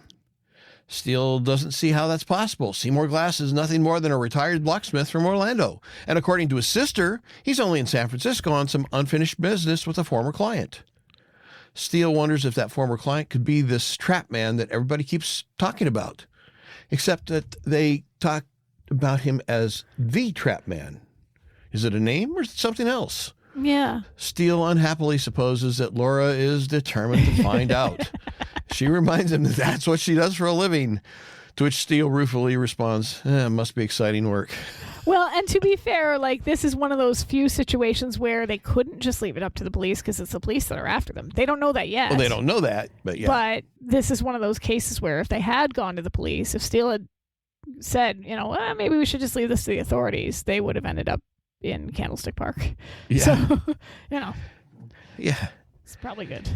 Anyway, back at the strip club, the bartender has a photo of the unidentified blonde taken from the outside display. He's telling Laura and Steele that her name is Rita Del Rio, and no, he doesn't know where to find her. Well, if that doesn't sound like a made-up name, I don't know what made-up names sound like. Well, Fishbane. That's actually a real name, so I'm sure Del Rio's a real name, too. Well, I mean, it's one of those where you hear it, and it's like, your mama didn't give you that name. Yeah. Oh, no, of course. Because, like, again, having a relative that worked in the industry, so to speak, every name they use is fake. They have a character name, and then they have their actual name. So I'm sure Rita Del Rio is not her real name. Well, it's like a lot of radio people, DJs. Yeah, they just use these phony names. We had a guy on one of the local country stations years ago, and his name was Matt Valley, which was a play on the Matanuska Valley. Yeah. Just outside of Anchorage. So, yeah, I mean, and then there's a bit from WKRP where Johnny Fever is going through the list of names he's used previously, and comes up with a new one he hasn't. Anyway, Steele pulls out a money clip and asks the bartender if President Jackson might help jog a man's memory, which offends the man. He angrily tells Steele that he owns the place, and so don't insult him by shoving money in his face. Well, Steele apologizes as the man says that, he gets all sorts of weirdos coming in looking for his girls. They could cut him up or worse. This is a good owner. This is a good owner. Yeah, but how many owners really care about the women that work for them in strip clubs? Well, they don't usually. That's the thing. They don't, honestly. So this is like fiction. This is definitely fictional because, and I mean, I'm not saying that there may be some ethical strip clubs out there. I don't know that I've ever heard of any, but there may be out there. But like I'm saying, any owner if you want to have a good portrayal of a ethical strip club opener, that's this guy, because saying like, these people, I have people coming looking for my girls, I don't want them getting hurt. That's good for him. Although when he makes that comment about don't insult me by shoving money in my face. Funny, that's what his customers do to the women. That's true. So, it's kind of funny that he would say it that way. Oh, no, they don't shove it in their face. They shove it somewhere else. Think about us. Think about Canada, though, because, like, in the States, you guys have all paper money, right? Dollars, bills, and whatnot. Strippers make more here by default because our dollar bills got converted into loonies in 1989. Mm-hmm. And then in 1996, our $2 bills became toonies. So the only bills that you could put in a stripper's G-string are 5s. That's the lowest denomination that you could put in there. You can't exactly put a toonie in there. So I'm just saying. Like, I'm sorry. Something just came to mind about Canadian coins and slot machines. But anyway. Maybe in the bra area, but like once those things come off, like they're gonna That's come not what I was thinking, like, but anyway. Shaking change out of a couch, like. Anyway. I'm sorry. I shouldn't have gone there for a lot of reasons. Both of us shouldn't have gone there. Anyway. But no, I applaud this guy for not taking the money and protecting his workers. That is good. Yeah, which of course makes it 100% fake. Anyway, Laura asks if he can get the woman a message, and he says he's not going to make a promise, but Laura says the message is that the 2 people who helped her last night would like to talk to her about the man she was with. He asks where. Steele says top of the mark, nice and public. If she doesn't like what she sees, she can take off. Man says he'll do his best. Steele asks if they happen to serve food. Man says no, only booze and broads. Desperate for sustenance, Steele is reduced to begging for garnishes, pineapples, oranges, cherries. The little olives that go in the martinis. Yeah. Oh. Yeah, I have to wonder, though. They end up at a funeral. Is there no finger food there? Could they not have just stuck around for some, like... I suppose they could have. Little sandwiches or something? Well, I mean, that's assuming they had them, but... they could have been off in another room that they didn't have access to yet. True. Anyway, Laura tells Steele that they can grab something after their second visit to Dr. Fishbane's. Pessimistically, Steele says he hopes that the man with the gun doesn't think they're stupid enough to go back there alone. But apparently he does, because he's waiting for Laura and Steele to arrive. He definitely does. Yeah. Steele observes that the man, who doesn't seem to be inclined to take any action at the moment, suggesting that the man probably rents the tree by the month. Laura surmises that he probably came back after the police left and that they can deal with him later. Great, says Steele. It's always nice to have something to look forward to. His sarcasm is on point in this episode. It is. It really is. It's really funny. Inside the Fishbane residence, Steele's stomach is growling loudly. Laura asks if he can't keep that under control. He says, no, he can't. It's a biological function separate from one's conscious desires, which is what Steele implies when he tells her it's a simple procedure. Just put food in it, it shuts right up. Shuts right up. Yeah. I agree 100%. Well, they approached it. I've heard of crashing a wedding, but I've never heard of crashing a funeral, which is essentially what they do here. Yeah. I mean, why not, I guess. I crashed a wedding once, actually. It's kind of fun. We were at this event in a hotel. It was a convention dance sort of thing, and there was a wedding in the next room, wedding reception. And I suggested to my husband, I'm like, let's go in there and see if we can get some food from the buffet or have a dance, see how long that takes for them to notice that we're not supposed to be there. So we went in there, and my husband hates this kind of stuff. He is not he's not. He would never have done it if I hadn't dragged him in. But he was like, what are we going to say if somebody asks? I'm like, we'll just say that we're a relative of Gary's. And he's like, what if there's not a Gary? I'm like, there's always a Gary. There's a Gary. We're Gary's cousin. We're Gary's whatever, right? It took them a little bit. And then the bride actually figured out we weren't supposed to be there. And she's like, are you guys from next door? And I'm like, yeah. And she's like, it's fine. But eventually the hotel staff asked us to leave because the bar, it was an open bar. Mm-hmm. And they were like, yeah, no, we can't have you open yourselves. So anyway, crashing a funeral. Haven't done that. Yeah. Steele and Laura approach the casket laid out in the middle of the room, look in, but don't recognize the occupant. They are approached by the judge, or the judge. They are approached by a woman who thanks them for coming and asks if they knew the judge long. They're confused, and she explains that the man is her late husband, Judge Morris Fishbane. They tell her that they had a passing acquaintance with a Willis Fishbane, and they were under the assumption that this was his house. And the woman tearfully says, well, it was. Willis was the judge's brother, but he was stabbed to death the day before in Lincoln Park in what the police presume was an attempted robbery. Yeah, I mean, really. I mean, who wants to be a member of that family at this point? Really bad luck for the family, honestly. Steele asks how the judge died. Answer, heart attack. He just finished playing 6 sets of tennis. I'd have a heart attack, too, after 6 sets of tennis. She says that they lived in Hillsborough, and she knows that the judge would have preferred to have had his final farewell there, but their house was vandalized. Floors, walls, ceilings ripped apart, almost as if somebody had taken an axe to everything. And that's why they had to have the final farewell here. It's the same people that trashed Steele's office and Laura's office like several times.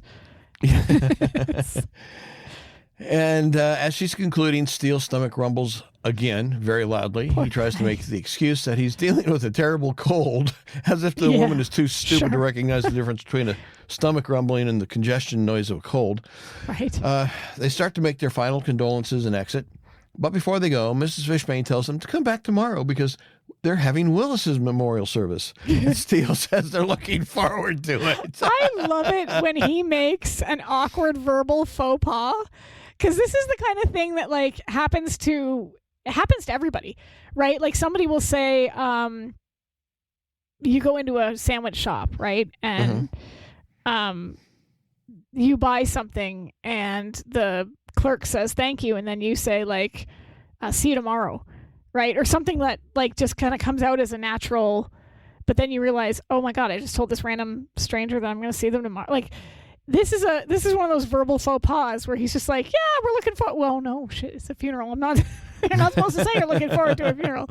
So I love it because he's always so smooth, but this is one of those like everyday verbal faux pas that people make, and it's hilarious to watch the look on his face after he says it when he realizes how it sounds.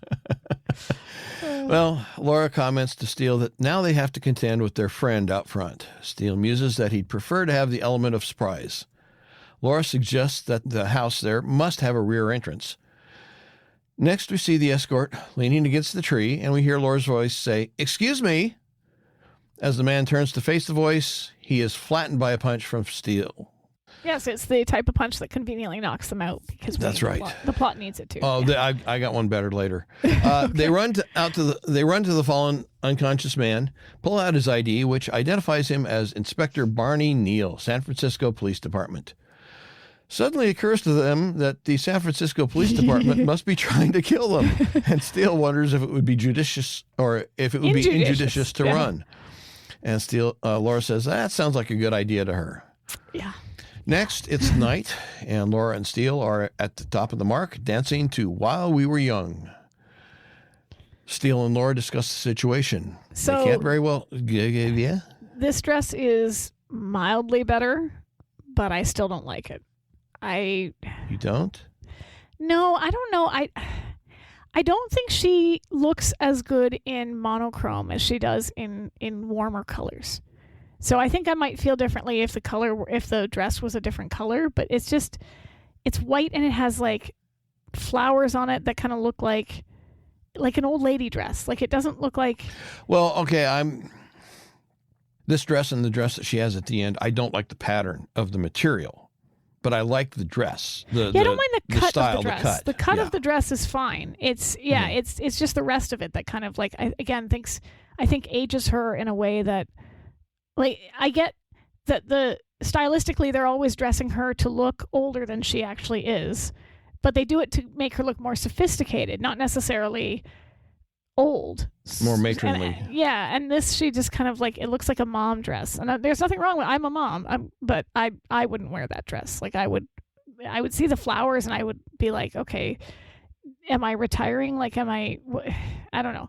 I would have liked the dress to have been a solid color and something warmer, because like she looks good in purples, she looks good in pinks, she looks good in like a deep blues. Black and white though, it really depends. So yeah, this is better than the other one though, to be fair. That other dress was hideous. So she definitely white looks better in the sense that it brings out like the her skin a little bit, but like the black was awful. So yeah. Anyway. Well, Laura summarizing the situation says that they can't very well spend the rest of their lives hiding in the middle of the dance floor. Steele says they're not hiding, they're waiting. Laura thinks it's a wasted wait. Rita Del Rio is not going to show, and maybe they should go back to the bar and find her. Steele pointedly asks what would she suggest they do if they were to bump into Inspector Barney Neal. Call the cops? Could this be the first time a man doesn't want to go to a strip club? I shouldn't generalize. There's a lot of people that don't enjoy. Yeah, I don't frequent them. Places. My husband's not really a fan either. He doesn't really see the point. So, yeah. But I'm sure their drinks are overpriced and watered down. And I honestly, Steele does seem like the kind of person who wouldn't see the purpose of it. Like he wouldn't, not because he's not interested in the female form, in the flesh, but like he's more interested in women that are interested back. Mm-hmm. So I don't see him going to sit there and watch somebody who is there performing and not necessarily getting anything out of it. Yeah, interacting. Like I don't see that being something he would enjoy. Yeah. Laura wonders why, presuming everybody trying to kill them are San Francisco police officers, why the San Francisco police would want them dead. Steele asks if she has any unpaid parking tickets. She sarcastically observes that Steele is taking their situation with his usual blend of caution and concern. And he says, why not? I mean, after all, if these are to be their last days, spending them in elegant splendor really isn't a bad way to go. And Laura flippantly says, sure, makes sense. Forget about the cop killers. Let's just enjoy the night and the music. And Steele seems pleased that she sees the wisdom of his strategy. Why not? Yeah. Sarcasm right over his head. Yeah. And she says, no. She sees that as their problem. He's one of the things, and this is what you're saying earlier, he's one of the things that she has to guard against, the part of herself that she can't allow herself to be. Reckless, indulgent, frivolous. And, this reminds me, because we've had this talk before about Laura now versus Laura in the past. And if you read the original series Proposal, she was described as a nymphomaniac. Yes. Yeah. She was going to be very, very different as a character than, and I like the fact that. But they kept that part as being her in the past. Yeah. And here's the thing. I'm on record. I don't love this whole we're going to string the audience along for as long as humanly possible to the point where it's not even believable stuff with them, right? Like by season 4, come on, really? Yeah. But I do like that her reasons have changed for her hesitancy. It's no longer about, because there's only so much you can get out of, I don't know your real name, I don't want your past to come back to haunt you, blah, blah, blah. There's only so much you can get out of that. Right. Now she's admitting that part of her reluctance is her. She's worried about who she will become. And we've seen these bits of her. We've seen her, biting him at the casino because she got a little too into gambling. We see the episode where she's stealing the Pitkins, right? We know that and of course the famous vintage Steele scenario where she's doing the striptease as they run around the winery, right? Acapulco! So she knows that if she allows herself to fully let go of her inhibitions and be with Steele the way that he wants her to be and the way that she wants herself to be, because I think that there's a part of herself that wants to be that person again, it could be dangerous. It could cost her the way it cost her before. Not just personally, but professionally too. So, right. Yeah. I like that she's acknowledging that. Yeah, and that's the thing is she left out the part about how she was one of those, and what she's really meaning is she can't allow herself to be those things again. Yeah, because she lost a relationship. She was living with Wilson. I mean, that presumably if she was living with him, she saw a future there, like a forever type future, and then that didn't happen. But now she's also got the agency on the line, and he's tied in with that in a way that no other relationship can be. Literally. I mean, it could, if anybody else she could be dating, she could separate those two, but she can't separate those two with him. He's literally the face of this agency. And if something happens to them, something happens to her job, her whole life's work. So, that would be a tough leap to make for anybody. Yeah. So Steele says that, well, it may not be irresistible or she says it may not be irresistible as Steele describes it, but it's very seductive and dangerous. And Steele says he wishes she had stopped after seductive. Yeah. And as they continue to dance, they begin to kiss and kiss and Until... kiss. And then suddenly Laura pulls back saying, there she is. There she is. Steele repeats that famous question he's been known to ask in this episode. Who? Guy's starting to sound like an owl. Rita Del Rio. Rita Del Rio. And they depart the dance floor to go meet her at the entrance of the restaurant, and then they take her to sit at the bar. They ask her what she knows about Seymour. She says, she doesn't know anything about him. Yeah. Her voice, and everything I've seen her in, her voice just... Yeah, she's like got one of those like... nails on the blackboard. She's kind of like... And it's got to be an act. Well, yeah, it's funny because some people have these really distinctive voice, like Gilbert Gottfried. Mm-hmm. Like that voice was real. Oh, was it? Okay. Yeah, his voice was real. Like that's how he sounded. And so it just, it like nails on a chalkboard, but it made him money. So, I don't know. I mean, if she's appearing in everything that she's in, and I've seen her in a few things where she's using that voice, I would assume that's real. Because like if you watch some things, like for example, Brooklyn Nine-Nine, right? The actress who plays Rosa has this really deep, scary, like masculine sounding voice. But then when you hear her talk in interviews and stuff, she sounds really like girly, and her voice is very different, totally different from the character that she portrays. Whereas this actress, I've seen her in a few things, and she always has that sort of breathy sounding voice. It is irritating. Yeah. Stop buying helium. It reminded me of I Can't Stay Long from the Christmas episode. Well, Steele doesn't buy that she doesn't know anything about Seymour, pointing out that the previous night, the two of them seemed to be engaged in a rather intense conversation at Marty's restaurant. She says, he just told her that Dr. Fishbane was dead. And Laura asks what her relationship was with Willis Fishbane. And she says, well, she never met the man.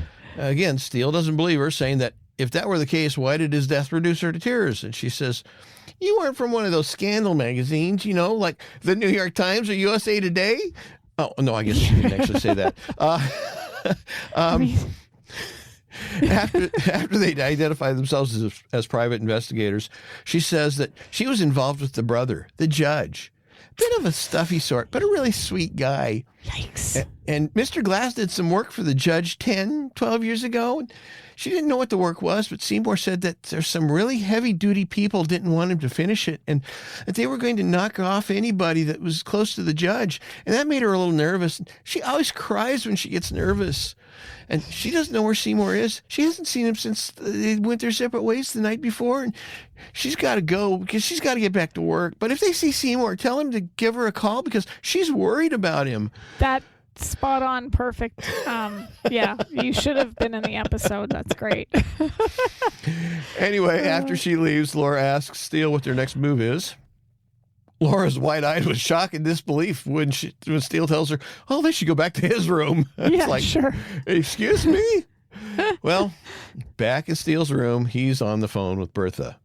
And he assures her that he and Laura are having a grand old time. And that Seymour is definitely leading them on a merry chase. That's As a true. matter of fact, Seymour seems to think that they really are chasing him. And does she know where he might hide if he were really in trouble? Now, I don't mean to imply that Bertha's not all that bright, but he doesn't sound terribly believable here. Well, preconceived notions, That's true. Anyway, next we see that it is Chinatown after dark, signs of neon lining the streets. Laura enters a Chinese restaurant, spots their quarry hidden behind a newspaper, and approaches. She roughly pulls the paper out of his hand and in a no-nonsense tone tells him that she wants to speak with him. He takes a quick glance around, assuring himself that she's alone, he thinks. He stands and turns and begins to run toward the back exit, except He's confronted by Steele, who stops him, telling him that it's very impolite to eat and run. So come along, sit down. Seymour begins defiantly hollering that they're not going to get it out of him. They can pull out his fingernails with rusty pliers, bury him in sand up to his neck with ants dancing on his eyes. This is really creative, the scenarios that he's constructed for himself. I mean, I don't think they would get that elaborate. I think they would literally just, as they were saying to Steele and Laura, take him to Candlestick Park and shoot him. So, yeah. You know, Well, Steele stops him, telling him he's getting disgusting. I mean, after all, there are people eating, and doubtless they don't want to hear such graphic descriptions of an interrogation. The waiter comes to the table, and Steele is ecstatic. Finally, food.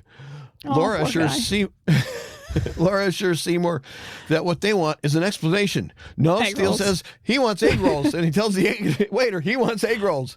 Seymour demands to know who they are. Laura tells Seymour that they're clay pigeons. Steele continues to order fried shrimp. Laura, sitting ducks. Minced squab. Moving targets. Shredded pork. Take your pick. That should do it. I love this. I love just the rapid fire.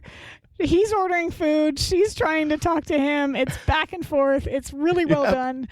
It's perfect. All of it's perfect. Well, she and concludes even more perfect because the waiter's standing there totally blank-faced because he didn't understand. Not even moving. And, of course, as Laura finishes up, she says they're sick and tired of all those people out there with guns aimed to them, with guns aimed at them. And during that entire exchange, Seymour's just, his head's going back and forth as if he's sitting at the very edge of a tennis court watching the ball being volleyed back and forth from one extreme to the other, just head cranking. And as you said, the waiter just stands there, totally stoic, not moving a muscle. And Steele doesn't understand why. Seymour tells him, hey, the guy doesn't understand English. So does this imply that Seymour speaks Chinese or Mandarin or Cantonese, or like that's what it would imply, which is kind of neat. I mean, it shows that Seymour's got some layers to him. Yeah. Well, Steele's frustrated. He turns his head and buries it in frustration. He's so upset. Laura's disbelieving, asking him what's more important, his stomach or their lives. Steele responds that at the moment, it's a bit of a toss-up. I have to say, I'm sorry, Laura, how are you not starving? How are you, if I were, I'm with Steele on this. It's been what? No, well, I mean, if I'm going to die, I want to do it on a full stomach, you know? Like, they haven't eaten in days? Presumably, yeah. Like, it's been quite a while here. Poor, anyway, I don't know how she's doing it. I don't know how she's, ignoring the whole she's focused. You need to eat thing. She's focused. Yeah. Anyway, angrily, Laura tells Seymour that he's going to sit down there until he tells them what's going on. Seymour says, why should he tell them anything? And Steele rattles off that they're friends of his sister's, and he's in trouble, and he wants their help. Now, Seymour's suspicious of Steele's claim to know Bertha until Steele supplies her biographical detail. Blanche, streetcar named Desire, 6 curtain calls, and Seymour gets a huge grin on his face, calling it Bertha's greatest triumph. This is sweet. He obviously loves a proud his brother. Sister. He's a proud brother. It's really cute. Yeah. Yeah. Well, Laura, thinking that she's revealing totally new information, tells Seymour that at least one of the men who tried to hustle him out of the bar the previous night was a policeman. And Seymour, with a "you're kidding, right" attitude, says, they're all cops. And still, this situation just keeps getting better and better. Right? That sucks. And when Laura asks what they want with Seymour, he answers, the trap. And Laura rhetorically asks, you're the trapman? And Steele asks, what's a trap? Yeah, I would think he would have known. But anyway, maybe not. Thing. I wondered about that because I always like these elements of films and television shows where they have a subculture that nobody knows about or understands, and there's certain rules to it, right? And this, like in the John Wick series where they have the hotel for assassins and you have to check in a certain way and whatnot. Steele, being who he is, I would think would have come across this concept at some point. Even if he's never used one before, he would have known con men and whatnot who had, because the kinds of stuff that they retrieve is not always it's not always stuff that you can put in a safe deposit box. Yeah. Right. It's the kind of thing somebody would hide. Yeah. So I would think like that part of, I was kind of like, I think he would know, but maybe they called it something else in Europe. Maybe there was a different term for it. Well, or maybe he just didn't run in those particular circles. Anyway, Seymour explains that a trap man is a guy who installs traps, which are secret panels, hidden safes, and the like, utilized mostly by the mob, though occasionally by someone else who's got something that they don't want somebody else to find. Laura condescendingly says, "That's fascinating." And Steele, rather than considering Seymour's comments in a condescending manner, realizes that the trap in question belongs to Judge Morris Fishbane. Yeah. When Seymour read that the judge had kicked off, he flew right out there to open it, and that's the only time that a trapman is allowed to tell the secret, is when the owner dies. And he says he told the judge's brother, and look at what happened to him. Yeah, right. Steele wonders what was in the trap, and Seymour says, well, only the judge knew that. Seems the judge's brother, Willis Fishbane, got killed, so obviously whatever's in the trap was important enough to kill for, and Seymour has refrained from telling the judge's wife because otherwise she'd end up as dead as well. Yeah, that makes sense. Seymour says that the man he argued with at the top of the mark was Captain Broder, who offered Seymour $100,000 to not open the trap. Seymour declined, explaining to Steele and Laura that a trapman lives by his honor, or he doesn't live long. Yeah, and it's funny because when he says this, I initially thought, well, here's a character who is a little on the shady side, not much, but a little bit, who has a code of honor and a code of ethics. And then I realized, no, he doesn't. He just knows that, again, like he said, I'm not saying he's not a good person, but I'm saying like, it wasn't a matter of honor that he refused the money. Yeah, it's because he wants exactly, because he knows that if he takes the money from anybody for any reason, whether it's to not open it or to open it or whatever, then A, his clientele is going to dry up, and B, anybody who he has worked for is going to come after him because he's no longer trustworthy. So because he knows where the proverbial he knows where the dead bodies are buried. Yeah, exactly. Like, presumably there was a trap man for the, the file on who killed JFK, that sort of thing, right? Yeah. Like it's. Well, since Seymour was the key to locating the trap, they, being the cops or whomever else is trying to keep the trap hidden, were probably trying to kill him in the park, but got Fishbane, the doctor brother.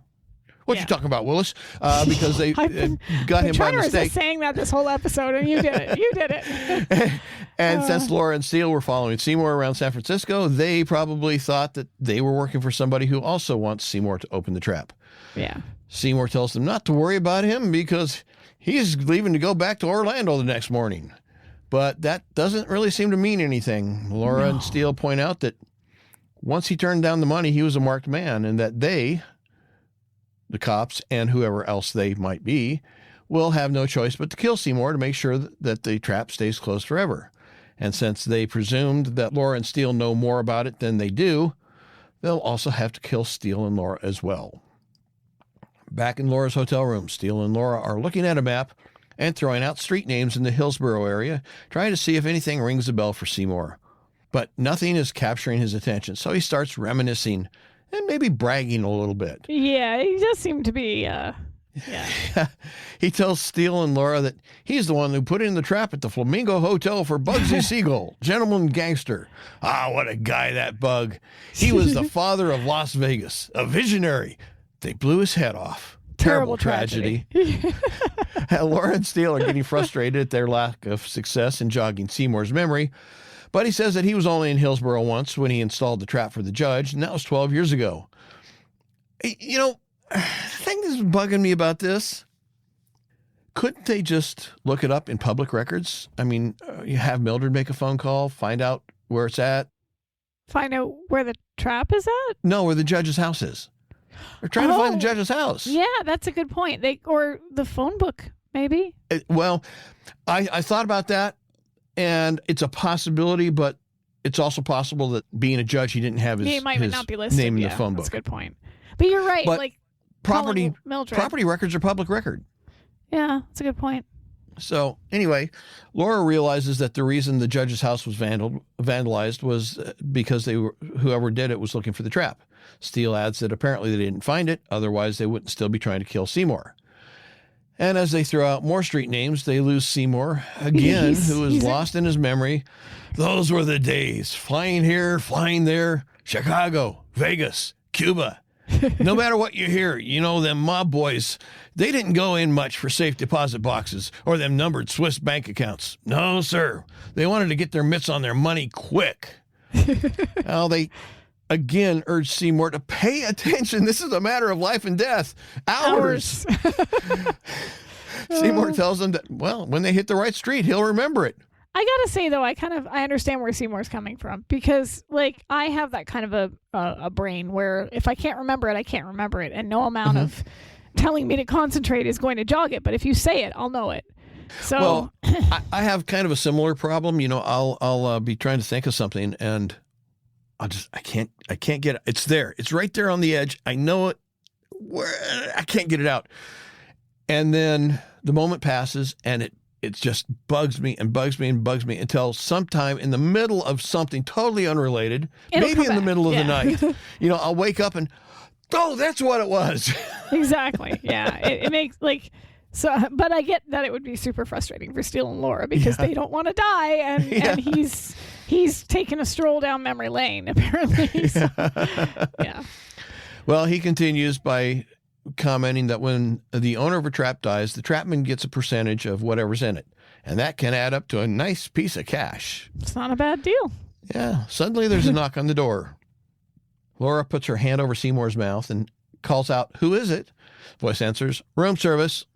Steele stands to head toward the door, but Laura grabs his arm, telling him they didn't order room service. This is what kills me too. He's so hungry. He stands up. He's like, "Thank God for that." And they've all been in that room together, so you would think he would remember that, but he doesn't. He's just that hungry. Yeah. Well, Laura and Steele step over to the door, and Laura repeats the question, saying that they didn't order, room service. The voice comes back saying, "Well, it's a fruit basket. Compliments of the management." Sure.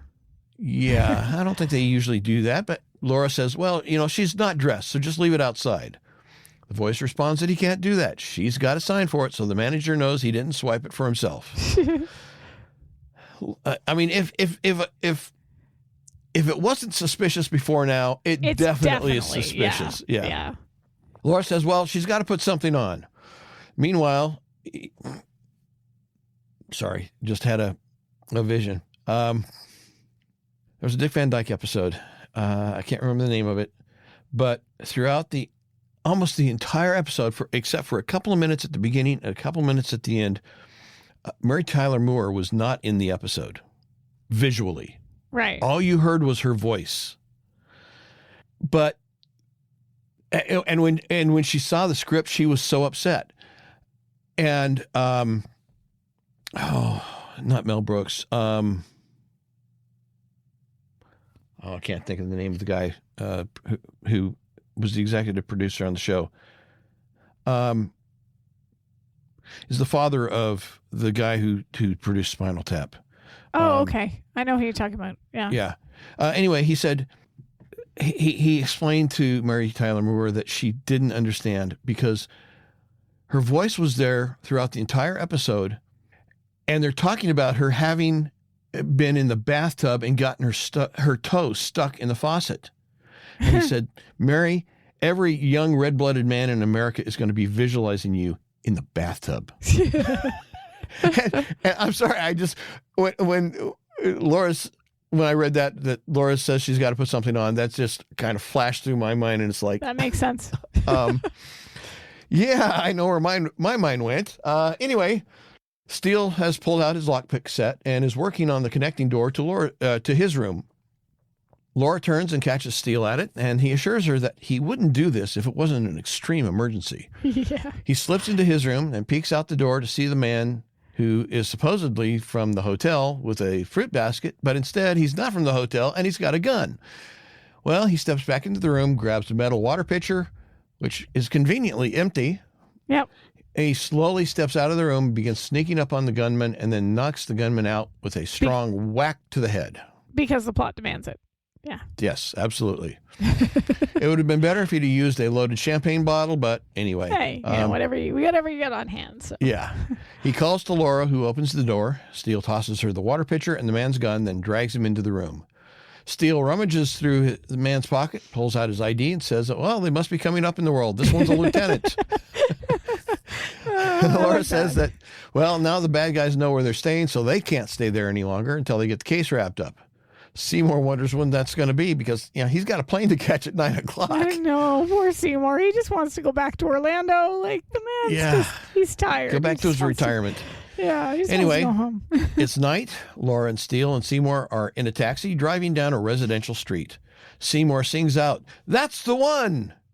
Well, frustrated and tired, Steele says that Seymour's been saying that for at least the last hour and a half.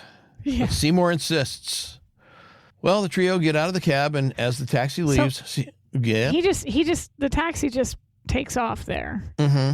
Okay, that was my first question because I was wondering after the explosion, like what happened to the cabbie. So he goes. Cool. I have some questions after the explosion here, because you do. Yeah. Okay. Well. Okay. So wasn't the house. This is not the same house that they were at for the memorial service. No, I know that. But didn't they say that? Why was I? There was an explosion, or there is an explosion somewhere in this episode. Is there not? Yeah, that's coming up. We're getting there. All right. Okay. Well, if your question is about the explosion or for something that happens after the explosion, save it. Maybe I had. I don't know why I pieced this scene in my head after the explosion. And so I was wondering why the back of the house wasn't on fire like the front, but I think that was just my brain kind of screwed up the timing of it. So anyway, keep going, because that was apparently my idiotic brain. All right. Anyway, so they get out, the taxi leaves. Seymour rubs his hand together, saying very eagerly that even if this isn't going to be the best day of his life, he knows it's going to be one of the richest. But as the trio steps to cross the street toward the house, the structure is suddenly rocked by a massive explosion which destroys the house. Okay. This is it. Okay, I'm not wrong. Okay, keep going. Laura glumly says, well, there goes our trap. But Seymour, with a grin, says, not necessarily. Yeah, and then we see them behind the house. Is that the same house? Because, the house is on fire. Well, there's no smoke. There's nothing. It's a Hollywood explosion. The lights for the pool are still on.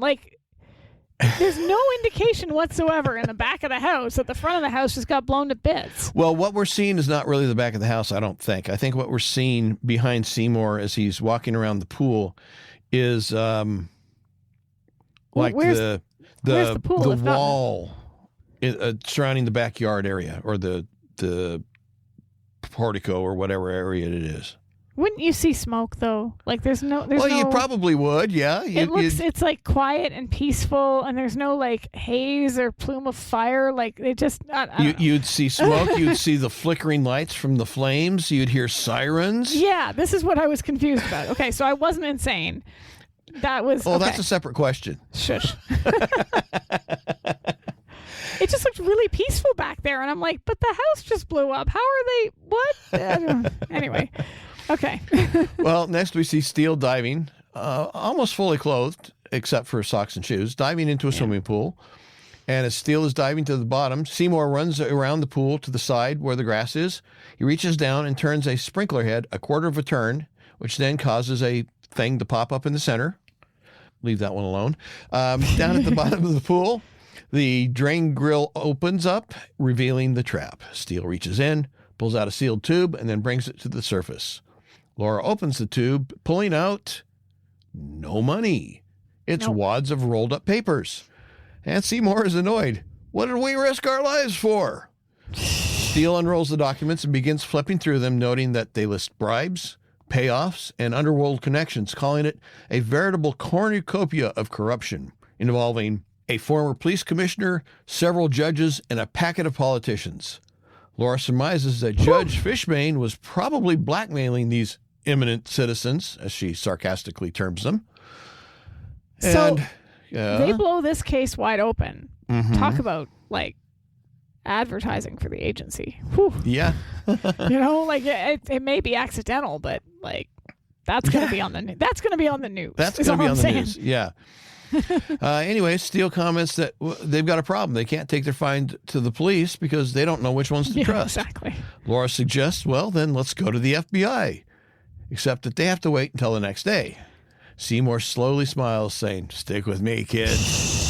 And in response, Steele slowly slides back down into the pool, almost as to say, "I'd rather drown." Yeah, he just says, like, you know what? I give up. I'm just going to sink. Well, we're back at the strip club. Actually, they're in the backstage area of the strip club, hiding beneath a rack of stripper costumes and props. This is hilarious. He looks so miserable. He's in the dressing room, practically, of a strip club. There's women coming and going in all sorts of undress, and Steele could not look more miserable. I don't think, like, this is not the way he envisioned their stay in San Francisco. No, it he is says. Definitely not. No, it's hilarious though. And yeah. Well, and Laura, I think, seeing a chance to proverbial twist the knife a little bit, suggests that it really wasn't all that bad. I mean, they've had some interesting twists and turns to it all. Sure, that's one way to put it. And Steele very despondently asks, why does she have to be such a good sport about it all? Right. Rita comes back, grabbing a costume, asks if there's anything she can get them. And Steele says, Food. No, it's not food. It's food. Yeah, he's so hungry. And Rita starts, well, they only serve drinks, I know. And Steele stands, announces that he saw a hot dog stand across the street, and he's going to go get something to nibble on. Rita quickly says that she doesn't think he should. I mean, after all, what if somebody should see him? And Steele points out that no one knows that they're there. Laura says that she wants a chili dog. Cheese, mustard, no onions. Seymour says he'll have a chili dog too, except with onion and no cheese. And Rita joins in, saying she wants hers with cheese, onion, and no mustard. And Steele sort of recites the orders, but only as no mustard, no cheese, no onions, nodding to each person as he states their topping preferences. Yeah. And across the street, he orders 4 chili dogs, but when the proprietor asks what he wants on them, he can't remember. So he just orders them all with everything. Yeah, I don't blame him because I had already forgotten to. Like, that would be me. I'd just be like, you know what? I would have just ordered them plain and they could just deal with it, frankly. Yeah. You know, my son used to work, my youngest son used to work at a place where they did hot dogs, kind of gourmet hot dogs. And I told him he needed to invent one that he called the kitchen sink, which had everything that they had on it.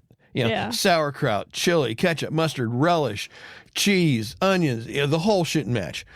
I don't know if he ever did or not. Anyway, as he's waiting for their orders to be prepared, Steele glances back over to the front of the club and sees a plain black sedan pull up. Never suspicious when a plain black sedan pulls up and 2 men in suits jump out. Yep. Because, I mean, it's the cops. I mean, who wouldn't want the cops to show up, you know?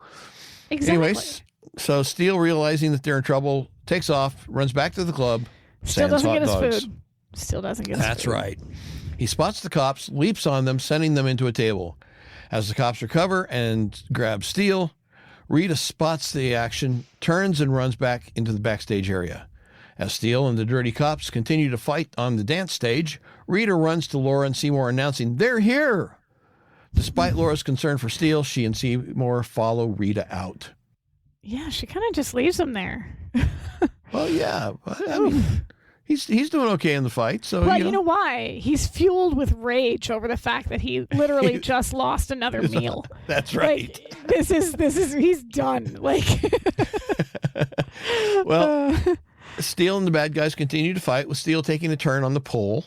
and then grabbing a dancer who's continued her routine in the midst of the chaos. Yeah, she keeps going. She's a professional. That's right.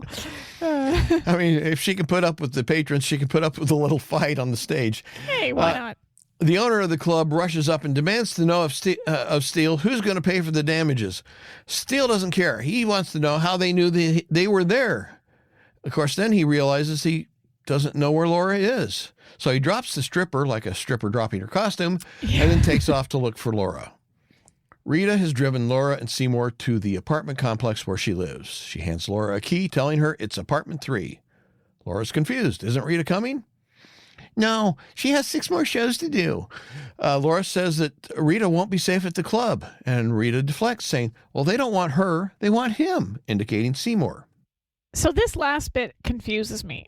Like, you go through it, and then I'll tell you where I'm, like, confused. Okay. This bit at the end is... It's a little bit, it's a little bit iffy, but kind of. You can almost make it work. Inside the dark apartment, we see a man in silhouette. It's Broder. We hear footsteps approach from the outside. As we hear the key being slipped into the lock, Broder raises a gun and cocks it. The door opens, and we see a silhouetted form of a young woman in the doorway. Broder fires, striking the figure, who then collapses to the ground in the doorway. Broder gets up, steps over to the figure, and turns it over to reveal that it's Rita. A tire iron comes crashing down on Broder's shoulder, actually upper back, which of course knocks him out. Yeah, of course. Okay, so here's where I'm confused, because not 2 seconds ago Rita said she was going back to the club. Mm-hmm. So how did that... Like, did they cut something out where Laura got her to change her mind? Because from a viewer's point of view... I'm thinking, okay, Laura hit Broder with tire iron. So she had a tire iron. She was standing right behind Rita. I'm thinking she used the tire iron to persuade Rita to change her plans. Okay, so then that leads me to my second question. How did she get the tire iron? No, well, actually, no, but now that's my third question. Did Laura use her as bait? Because she kind of got her killed, which is really that's exactly dark. What happened. If you go there, it's super dark. Yeah, that's what happened. It's kind of like the episode Elementary Steele, where the daughter has nothing left to live for, so she rushes out and takes the bullets from the people who are trying to kill. Yeah, she does that willingly. Rita. Yeah, but I mean, it's the same type of thing where the wrong person was shot because they came out first. In that case, it was the daughter who did it willingly. In this case, it was Laura who basically forced Rita. Yeah, so yeah, she got her killed. Ugh, okay. Yeah. I just wish we had more of an explanation as to why Rita changed her mind. Like, because I get it.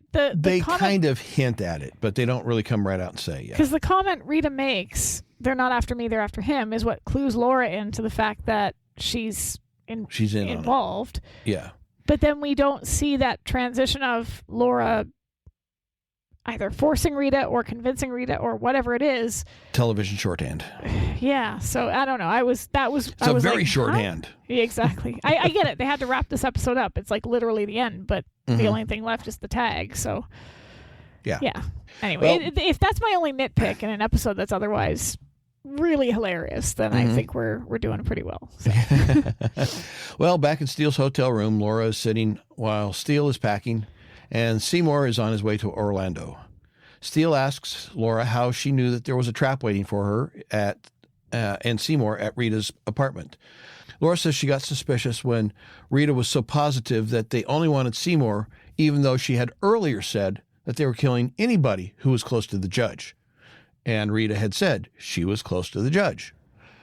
Well, Steele expresses sympathy for Judge Fishbane, observing that Rita only got involved with him so she could get close to the trap. Bellhop arrives, taking Steele's bags. Apparently no sympathy for poor Rita, though. No, he just not watched at this point. To her death. Like, well, I mean, she tried to get them killed, so I mean, I don't know. You'd think if you were in, like, Laura didn't kill her, but she put her in a position where she knew she was pretty much going to get shot. So I don't know if that were me, I'd still feel bad. Well, I guess it's the thing where it's either me or them. Yeah. And it might be distasteful, but it's kind of hard.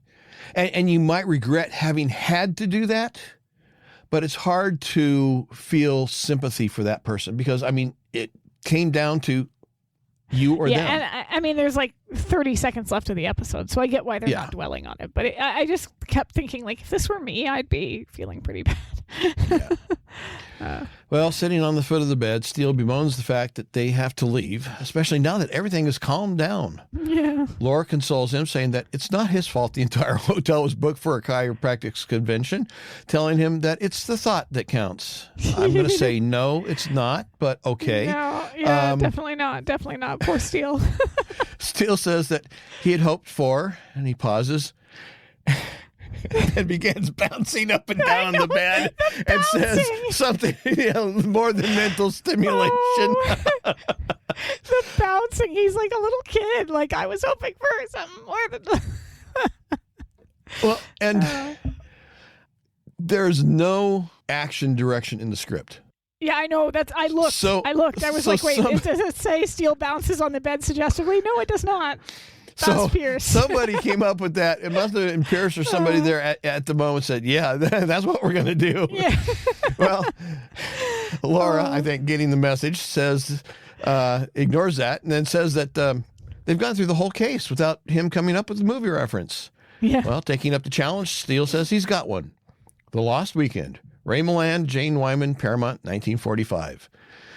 Which is kind of nice that they did that because, I mean, realistically, it would have probably been tough to come up with a movie reference for this. But they at least, even though The Lost Weekend really doesn't apply, it's kind of nice that they were able to just say, hey, we're going to acknowledge the fact that we didn't have a movie tie into this episode, so we're just gonna mention a movie just because. Throw one out there, yeah. Yeah. Well, they walk to the door and then out of the room, pulling the door closed as the camera zooms in on the room sign hanging from the doorknob, which reads, "Do not disturb." And we freeze. And poor Steele, all he gets on the way home is airplane food. Which be hilarious if they ran out. Like but I mean, at least back in the 1980s, airplane food was kind of food. I mean, it's not like it is now. Like you want peanuts? Yeah, it's $5. Wait a second, there's only 3 peanuts in this pack. Oh, you wanted the large size? That's $25. and 7 peanuts. Yeah, exactly. Yeah. Anyway, I think we butchered this episode enough. You got anything else? It's a lot of fun. This is a fun episode. It's one of those episodes that has very few down moments or things that you're just kind of like scratching your head about. And even the stuff that you are scratching your head about, you kind of understand that they had limited time. So some of the plot gets kind of squished, but you can see why they would like the songs are so integral. The locations are so integral. Like this is another one of those location episodes where they're somewhere exotic and it's kind based around that, right? Well, exotic meaning not LA. So they've gone somewhere to shoot specifically on location. And it's a lot of fun. It's a fun episode. It sets up, and I know I said before that it would have made more sense to have Dice Steele be the second last episode, but I'm not sure I think that anymore for 2 reasons. One, that's the one that introduces Norman Keyes, but then I forgot that in Steele in the Family, is it Steele in the Family or it might have been Illustrated Steele, Mildred calls in a favor from Keyes. Yeah. So she does it after Dice. So that wouldn't have made any sense if they had mentioned his name beforehand, which leads me to think that order that I was given is a fan order and not necessarily an official order of the episodes. But the other thing, like, this sets up, we know that ever since the thaw, he's been pushing for them to go somewhere, pushing for them to do this, pushing for a romantic rendezvous of some kind, because their relationship had kind of, it had ended effectively for half the season, and now he's trying to fast forward it back to where they were, and you can't really do that. If there's problems in a relationship, those problems have to be worked out before you can get back to where you were. And neither one of them have really sat down and honestly done that work, except here Laura's starting to realize that some of that work is work that she needs to do. That it's not just him that needs to change, that she's got some stuff as well that she needs to work through. And that's going to lead really well into Steele of Approval. So I do think this is a good episode to set it up side by side with, because they seem at least to be more in sync in this episode. Laura finds it romantic that he's faked a case. they're dancing, they're calling each other handsome and beautiful. They're kissing, and so you think, oh, okay, things are going well, but then it's all surface because they still haven't really acknowledged what led to the freeze in the first place, and when something like it comes up again, it just kind of kicks them back into their own old patterns. So yeah. All right. Well, anyway, that's my I liked it. Yeah. All right. Well, on the website, we're going to have show notes, and there's going to be something special in the show notes. There's going to be a section called bonus video.